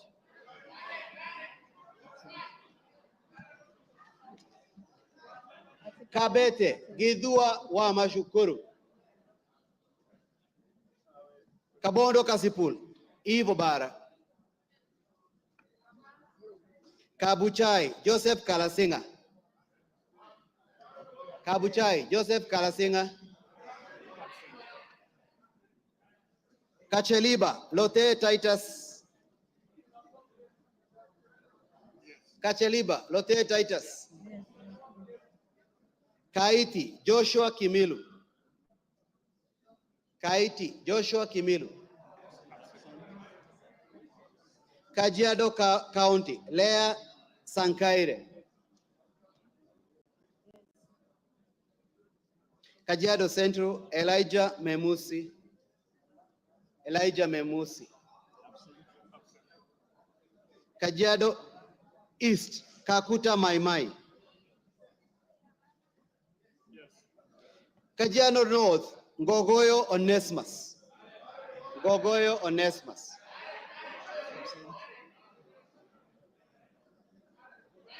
Kajiado South Parashina Samuel Sakimba. Kajiado South Parashina Samuel Sakimba. Kajiado West Sunkuya George. Kakamega County Elsie Muhanda. Kaloleni Paul Katana. Paul Katana. Kamukonji Abdi Yusuf. Kandara Jogona Chege. Kandara Jogona Chege. Kandui John Makali. Kangema Peter Kihongi. Kangema Peter Kihongi. Kagundo Fabian Chule. Fabian Chule. Kapenguria Samuel Moroto. Kapsaret, Oscar Sudi. Karachuonyo, Andrew Okwome. Kasarani, Karauri Ronald. Karauri Ronald. Kasipul, Charles Were.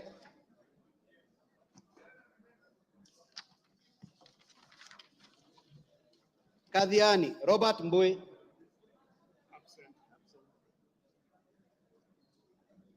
Keio North, Adams Kipsanai. Keio South, Gideon Kimayo. Kericho County, Beatrice Kemei. Keses, Julius Ruto Kipleting. Wisero, Christopher Aseka Wangaya. Kiamba, John Jogona Kawanjiku. Kawanjiku. Kiambu, John Machua. Kiambu County, Ann Wamuratha. Kibra, Peter Orero. Kibwezi East, Jessica Mbalu. Jessica Mbalu. Kibwezi West, Mwengi Ekomas Mutuse.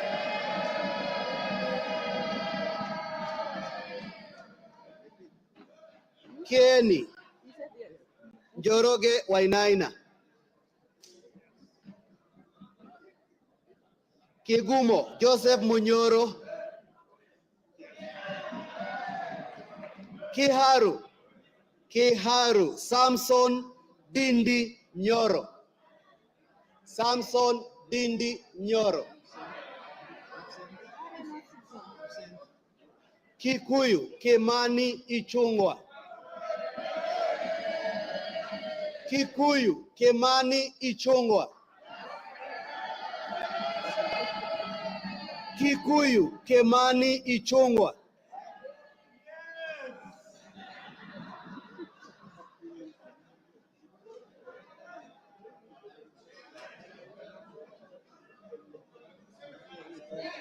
Kilgoris Sunkuli Julius Lekaken. Kilgoris Sunkuli Julius Lekaken. Kilifi. Yeah. Kilifi Mwanyanje Gertrude Mbeyu. Kilifi North Baya Owenya. Kilifi South Kiti Richard Ken Chonga. Kilome Thaddeus Kithure Zambia. Kimilili Mutua Didmas Wekesa Baraza. Kiminini Bisau Morris Kakai.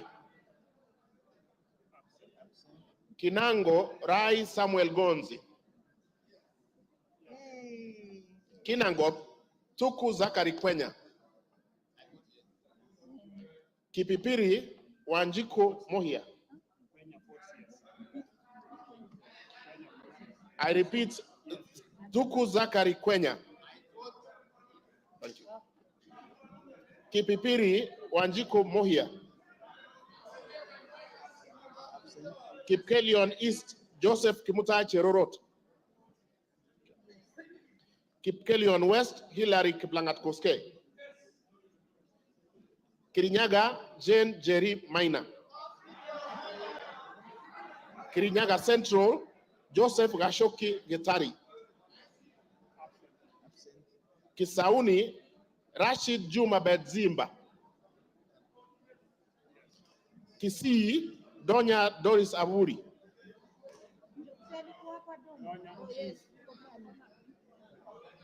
Okay. Kisumu Ruth Odiambo Odinga Busia. Kisumu Central Joshua Odongo Oron.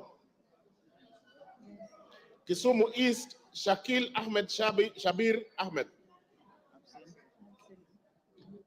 Kisumu West, Rosa Akinyi Buyu. Kitui, Irene Mudhoni Kasalu. Kitui Central, Makali Benson Mulu.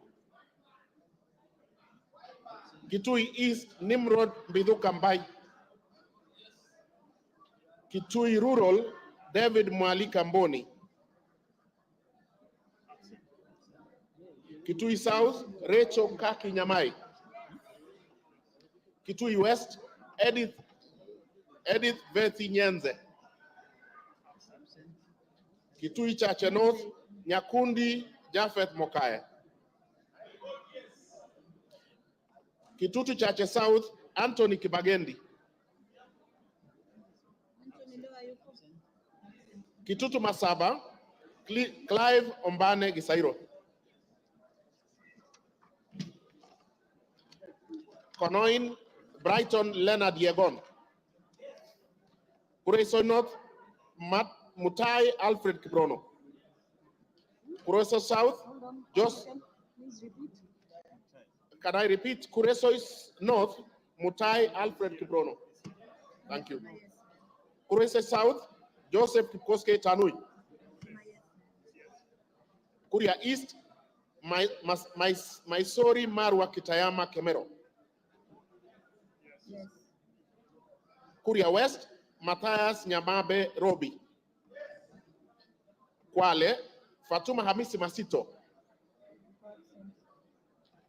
Kwanza, Ferdinand Kevin Wanyonyi. Lafe, Abdirahman Mohammed Abdi. Lagdera, Abdikadir Hussein Mohammed. Laikipia, Jane Wangeshi Kagiri. Laikipia East, Festus Mwangi Kionjori. Laikipia North, Sarah Paulata Korere. Laikipia West, Stephen Washira Karani. Laisamis Joseph Lekuton. Lamu, Monica Mudhoni Marufu. Lamu East, Ruwaida Mohammed Obo. Lamu West, Mudamas Stanley Moirori. Langata, Felix Odiwor Kode. Lari, Joseph Buruka Hangara. Likoni, Mishi Juma Hamisi Mboko. Likuyani, Innocent Maino Mugabe. Likuyani. Okay. Limuru, John Keragu Chege. Loima, Protas Ewesit Akuja. Luanda, Dick Maungu Oyugi. Lugari, yeah, he did. Yeah, he said yes. Okay.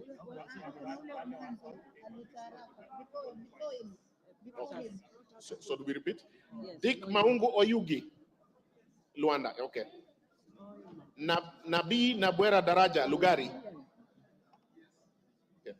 Lunga Lunga, Mangale Munga Chiforomondo. Lurambi, Titus Hamala Mukwana. Mara, Jafet, yeah, Lurambi, Titus Hamala Mukwana. Okay. Jafet Miriti Kareke Mbuki, Mara. Kamene Joyce Machakos.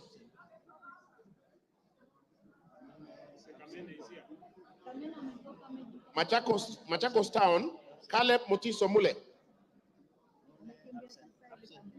Okay. Makadara, George Aladwa Omwera. Yes, Aladwa. Makueni, Susan Ndunge Kiamba. Makueni, Rose Museo Mumo. Malava, Moses Malulu Injendi. Malindi, Amina Laura Mnyazi. Mandera North, Bashir Sheikh Abdullahi. Yes, we have. Mandera, Sheikh Umul Khair Kasim. Mandera East, Hussein Waitan Muhammad Abdirrahman. Mandera South, Abdul Ibrahim Haro. Mandera West, Adan Haji Yusuf. Manyata, John Gitonga Mwaniki Mukunji.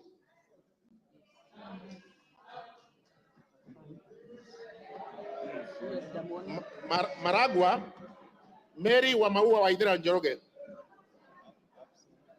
Yeah. Marakwet East, David Kangogo Bowen. Okay.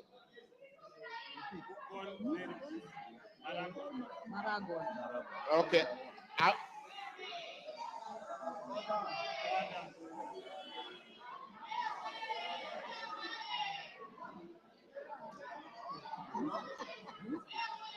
Order. Order, members. Order. Member for Kisumu. Order. Order. Order. Order, order. Rosabuyu. Order. Wamaua, vote.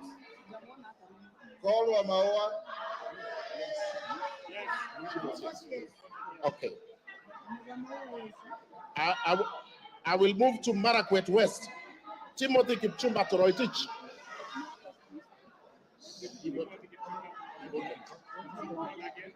I will repeat, Timothy Kipchumba Toroitich.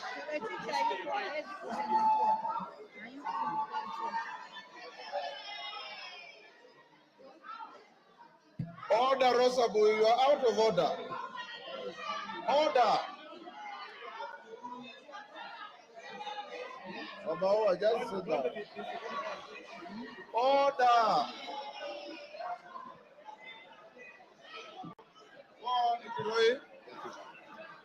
Timothy Kipchumba Toroitich, Marakwet West. Marsabit, Wako Naomi Jilo.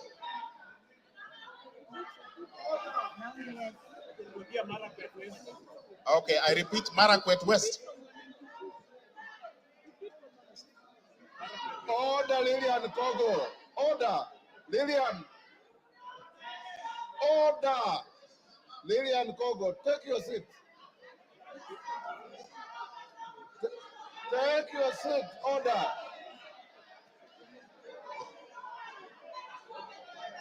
Go on. Marakwet East, David Kangogo Bowen. Thank you. Marakwet West, Timothy Kipchumba Toroitich. Marsabit, Naomi Jilo Wako.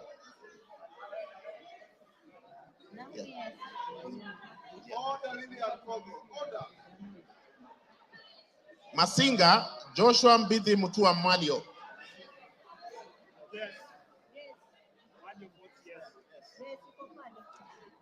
Matayos Odanga Geoffrey Makoha. Madare Olwatch Anthony Tom. Madioa Gishuki Edwin Mugo. Madira Kahugu Eric Mwangi.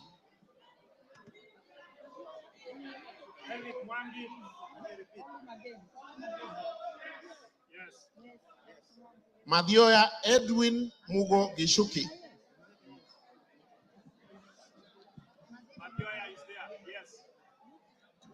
Okay. Madira Eric Mwangi Kahugu. Thank you. Matuga Kasim Sawa Tandaza. Matungu Peter Oscar Nabulindo. Matungulu Stephen Mutinda Mule. Mavoko Patrick Makao Kingola. Mbere North Geoffrey Kariuki Kiringa. Mbere South Bernard Muriuki Nebat. Mboni Nzioka Erastus Kevasu. Mboni Nzioka Erastus Kevasu. Okay. Meru Elizabeth Karambu Kailemia.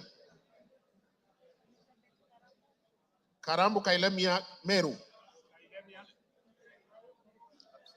Migori Muhammad Fatuma Zainab. Mogotio Ruben Kiborek. Moiben Phyllis Chepkemo Barto. Molo Francis Kuria Kemani. Mombasa Zamzam Muhammad Chimba. Mosop Abraham Kipsang Kirwa. Moyale Guyo Wako Jalesa. Msambweni Salim Faisal Bader. Msambweni Salim Faisal Bader. Mount Elgon Fred Kapondi Chesebe. Muhoroni James Onyango Oyo. Mukurweini Kagusha John Philip Geshohi. Mumias East Peter Kalerwa Salasia. Mumias West Johnson Manya Naika. Muranga Betty Njeri Maina. Mvita Mohamed Sud Machele.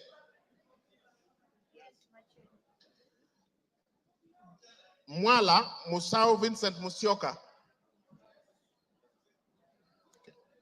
Mwatate Peter Mbogo Shake.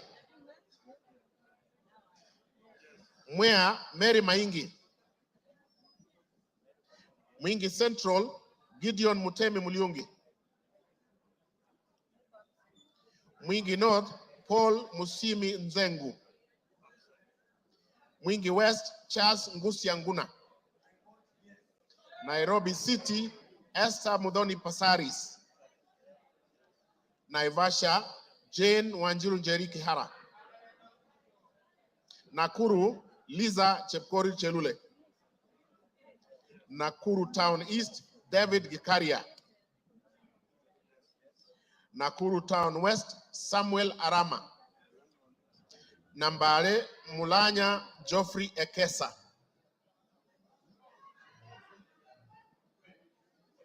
Nambare Mulanya Geoffrey Ekesa. Nandi Cynthia Chepkoske Muge. Nandi Hills Bernard Kibor Kitur. Narok Rebecca Nonaishi Tonke. Narok East Lemanken Aramat. Narok North Agnes Mantaine Pareyo. Narok South Olentutu Kitilai. Okay. Narok West Gabriel Koshal Tongoyo. Navaholo Emmanuel Wangwe. Ndaragwa George Gashagwa. Ndiwa Martin Peters Owino. I vote yes. Ndia George Masharia Kariuki. Njoro Charity Katambi Chepkwany. North Hor Ade Wario Guyo. North Imenti Rahim Dawood Abdul. North Mogrango Joash Nyamache Nyamoko. Nyakach Owor Joshua Aduma Owor. Nyakach. Nyali Muhammad Ali.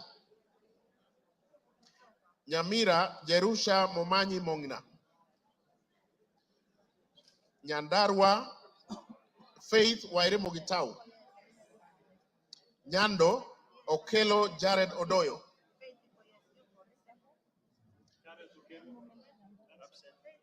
Jared Okelo Odoyo. Nyaribari Chache. Etari amevote. Nyaribari Chache, Janda Zahir. Nyaribari Masaba, Daniel Ogwoka Manduku. Nyatike, Tombo ya Odege. Nyeri, Rahab Mokami Washira. Nyeri Town, Duncan Maina Madenge. Oljororok, Michael Mwangi Mushira. Olkalau, David Juguna Kiaraho. Odaya, Michael Wambogo Wainaina. Pokot South, David Losiakao Kosi. Rabai, Mupe Anthony Kenga. Rangwe, Lilian Achiengogo. Rarieda, Paul Rangwe, Gogo Lilian Achieng. Thank you. Rarieda, Paul Otienda Molo. Rongai, Paul Kibet Chebor. Rongo, Paul Abur. Roy Sambu. Okay. Roy Sambu, Agustin Kamande Muafrika.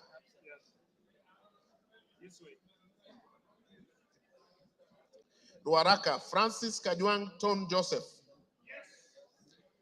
Roiru, Kiengara Simon Nganga. Runyenjes, Eric Muchangi Njiru Karemba. Sabatia, Sloya Clement Logova. Saboti, Caleb Amisi Luyai. Saku, Dido Ali Raso. Samburu, Pauline Lenguris. Samburu East, Jackson Lekumontare Lentojoni. Samburu North, Dominic Eli Letipila. Samburu West, Josephine Naisula Lesuda. Seme James Wamburanyikal. Shinyalu, Frederick Lusuli Ikana. Siaya, Christine Ombako Dwor. Sigor, Peter Lochakapong. Sigawet Sohin, Justice Kipsang Kemei. Sirisia, John Walukekoi. Sotik, Francis Kibiagon Arab Sige.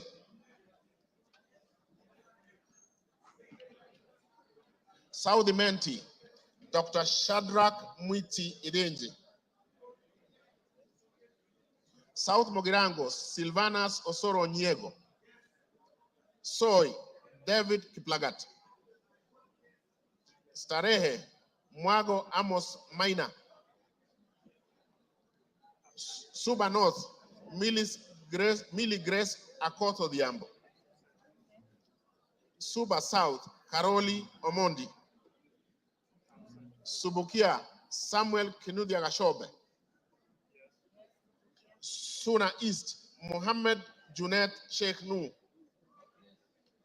Suna West, Peter Francis Masara. Okay. Taita Taveta, Lydia Haika Mnene Mizige.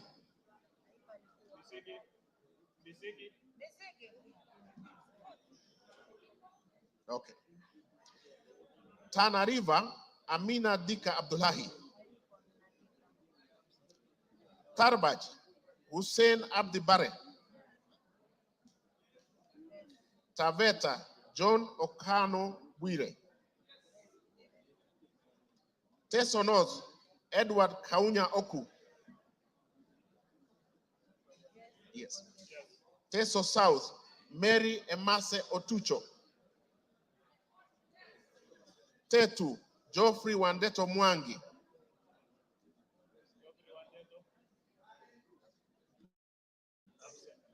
Tharaka, George Getonga Murugara.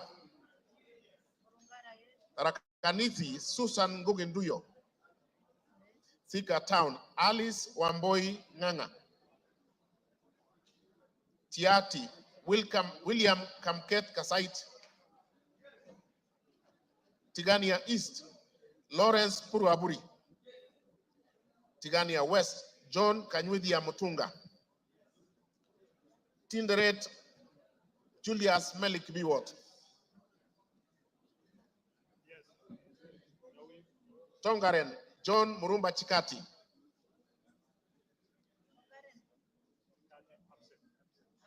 Trans Nzoia Lillian Chebet Siyoy.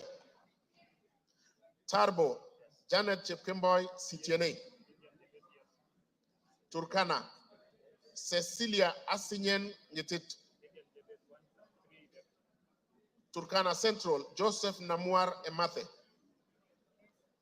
Turkana East Nicholas Ngikor Gikolong. Turkana North Paul Ekwom Nabuin. Turkana South John Ariko Namoit. Turkana West Daniel Epuyo Nanok. Wasingishu Gladys Jepkoske Boss. Ugenya David Omochieng. Uriri Mark Ogola Nyamita. Vihiga Kevai Ernest Ogesi Kagesi. Vihiga Beatrice Kahai Adagala. Voi Hamis Chome Abdi. Wajir Fatuma Abdi Jeho. Wajir East Aden Dawood Mohammed. Wajir North Ibrahim Abdi Sane. Sane. Wajir South Mohammed Aden Ado. Wajir West Yusuf Mohammed Farah. Webuye East Martin Pepela Wanyonyi.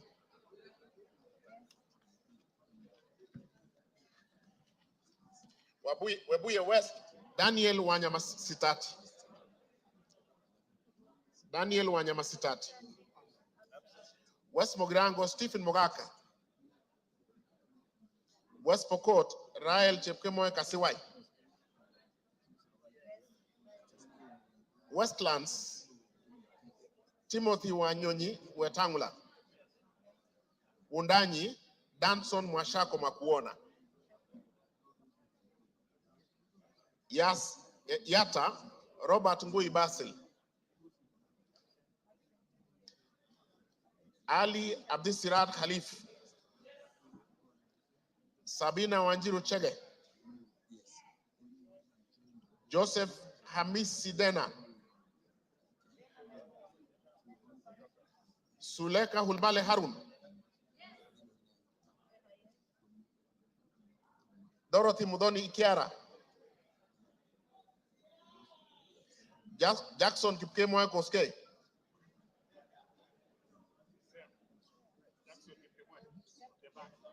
Jackson Kipkemoy Koske. Irene Nyakerario Mayaka. Umulher Harun Muhammad. Teresia Wanjiro Mwangi. Abubakar Ahmed Talib.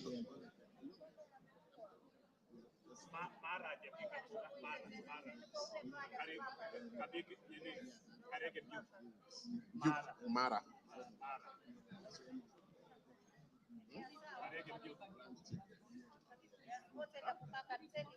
Yeah. Yeah. Okay.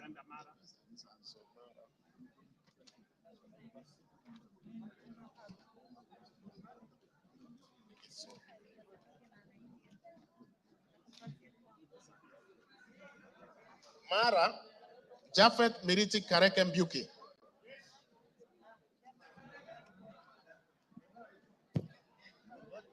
Okay, we are done. Yeah.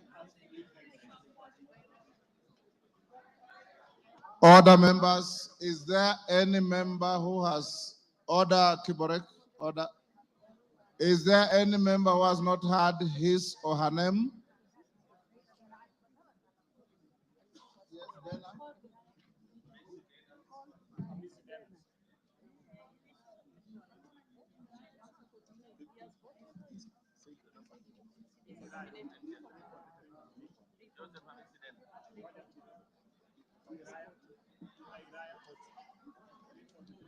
Honorable members, is there any member?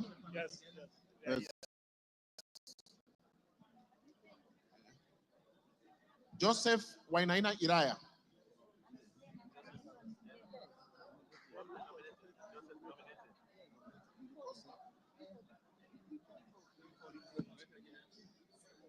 $340. Joseph Hamisi Dana. There is a member at the back there, the nominated member. He's voted. Okay.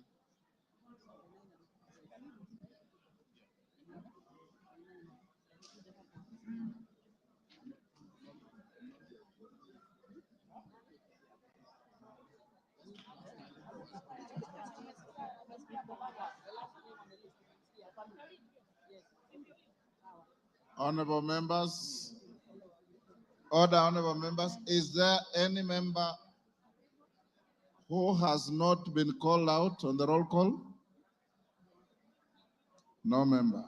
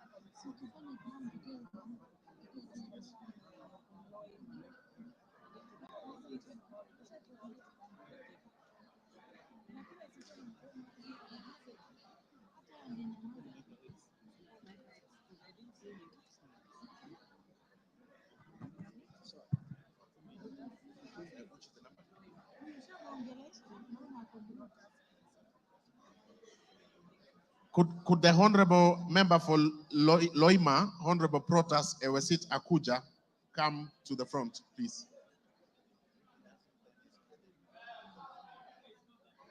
Thank you.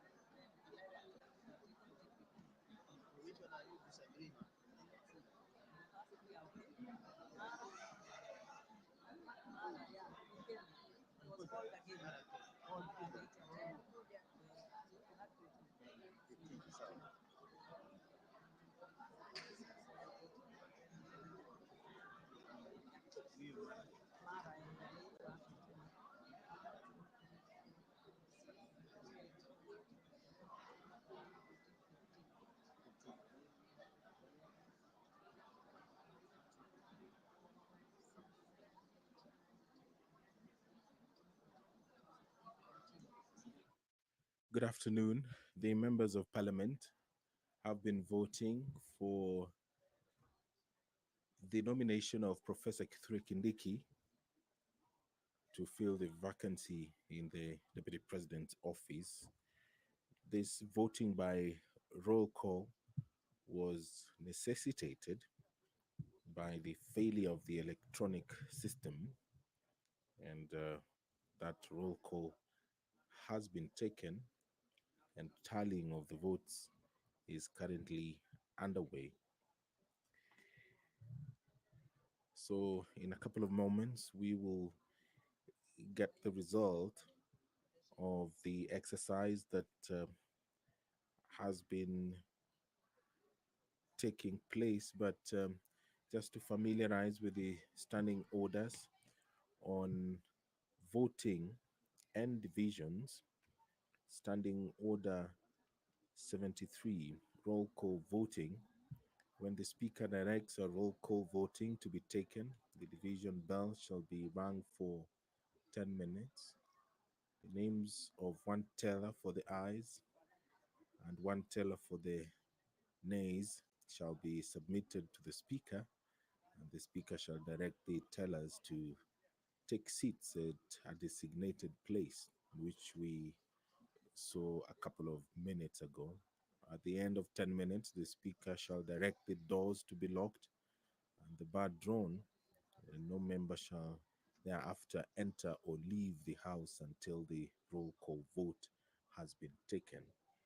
When the doors have been locked and the bar drawn and the names of the tellers have been announced, the speaker shall put the question again and direct the clerk to call out the names of members in alphabetical order in the presence of the tellers.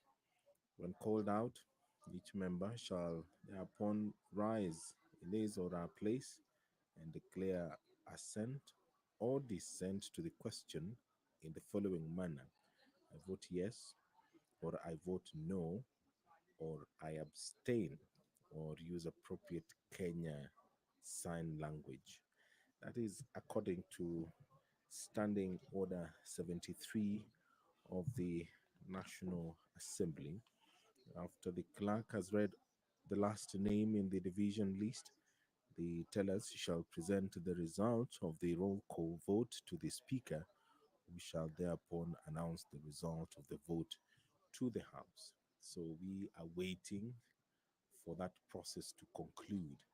On your screen, you can see there's that activity taking place. The tellers are standing to the left of the screen.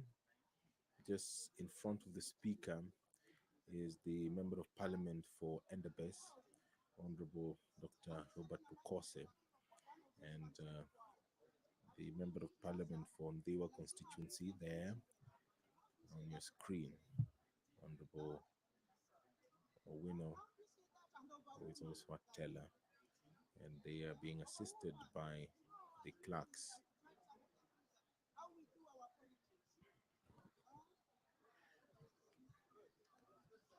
Standing Order 71 of the National Assembly talks about technical failure, confusion, or error occurring, which we did see some minutes ago.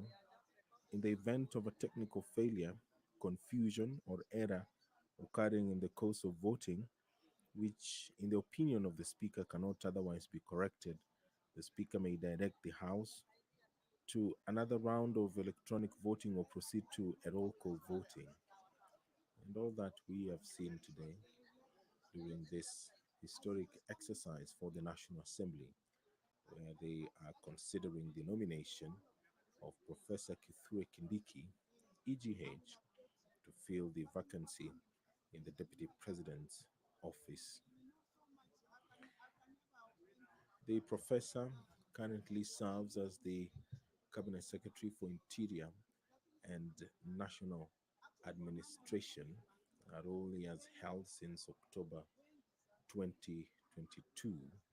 But there was a brief moment between July 11th, 2024 and August 8th, 2024, when His Excellency the President dissolved his cabinet. But the former senator for Tharaka-Nithi County was reappointed to the very docket that he had served, and is currently serving the country in that capacity as the Cabinet Secretary for Interior. We will see the decision that is taken by the National Assembly this afternoon.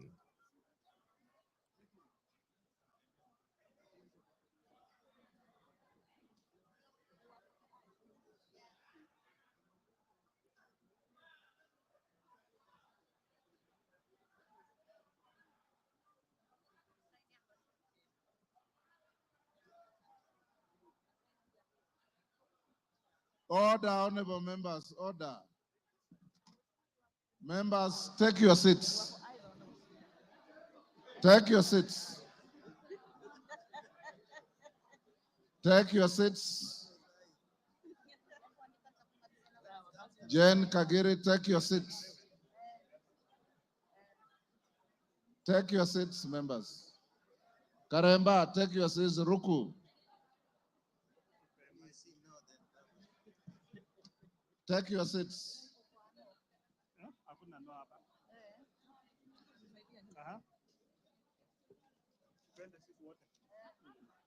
Take your seats.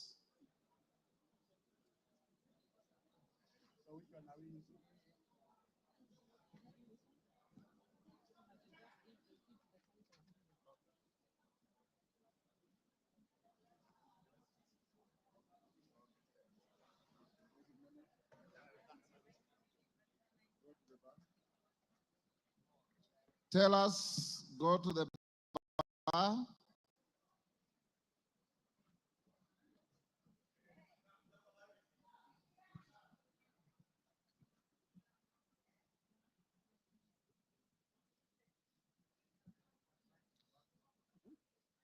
Tell us, approach the dispatch table now.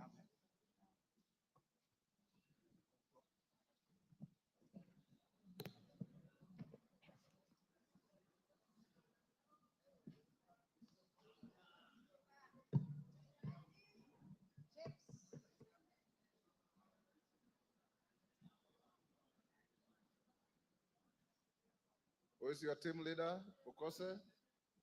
Honorable Speaker, on the voting, abstentions 0, nays 0, ayes 236.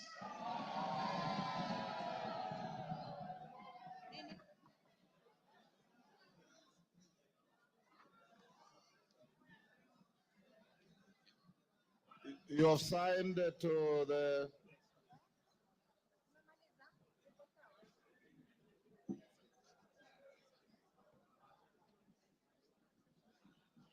order, honorable members. Order. Order. Who is that member? Hillary. Take your seat. Honorable members, the vote on the nomination of Professor Kithure Kindiki to fill the vacancy in the office of the Deputy President of the Republic of Kenya is as follows. Abstentions, nil. Noes, nil. Ayes, 236. Present and voting, as we had advised you earlier, the vote is overwhelmingly yes. So the nomination is herewith declared passed by the House, and the Speaker will transmit the results to the President, and the Speaker will also sign a Gazette notice to this effect that the nominee for Deputy President has been duly voted by the House and approved. Approval is not applicable here, has been voted by the House, and therefore will transmit to the appointing authority to proceed with the appointment. Is now Deputy President-elect.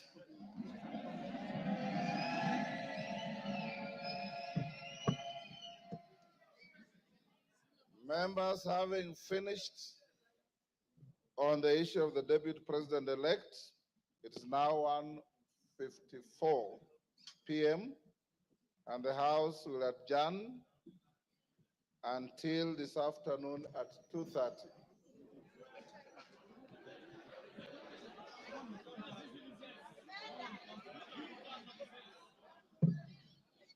Order. If you wanted to break now, the majority leader would have approached the chair.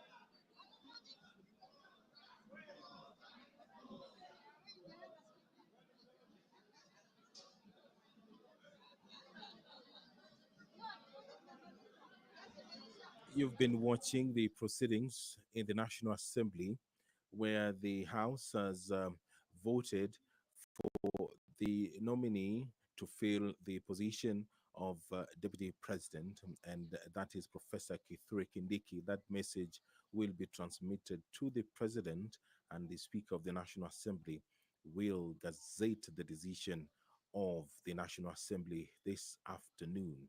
As things stand, Professor Kithure Kindiki is the Deputy President-elect. This broadcast has been brought to you by the Parliamentary Broadcasting Unit in conjunction with the Kenya Broadcasting Corporation. My name is Edward Kabasa. Good afternoon.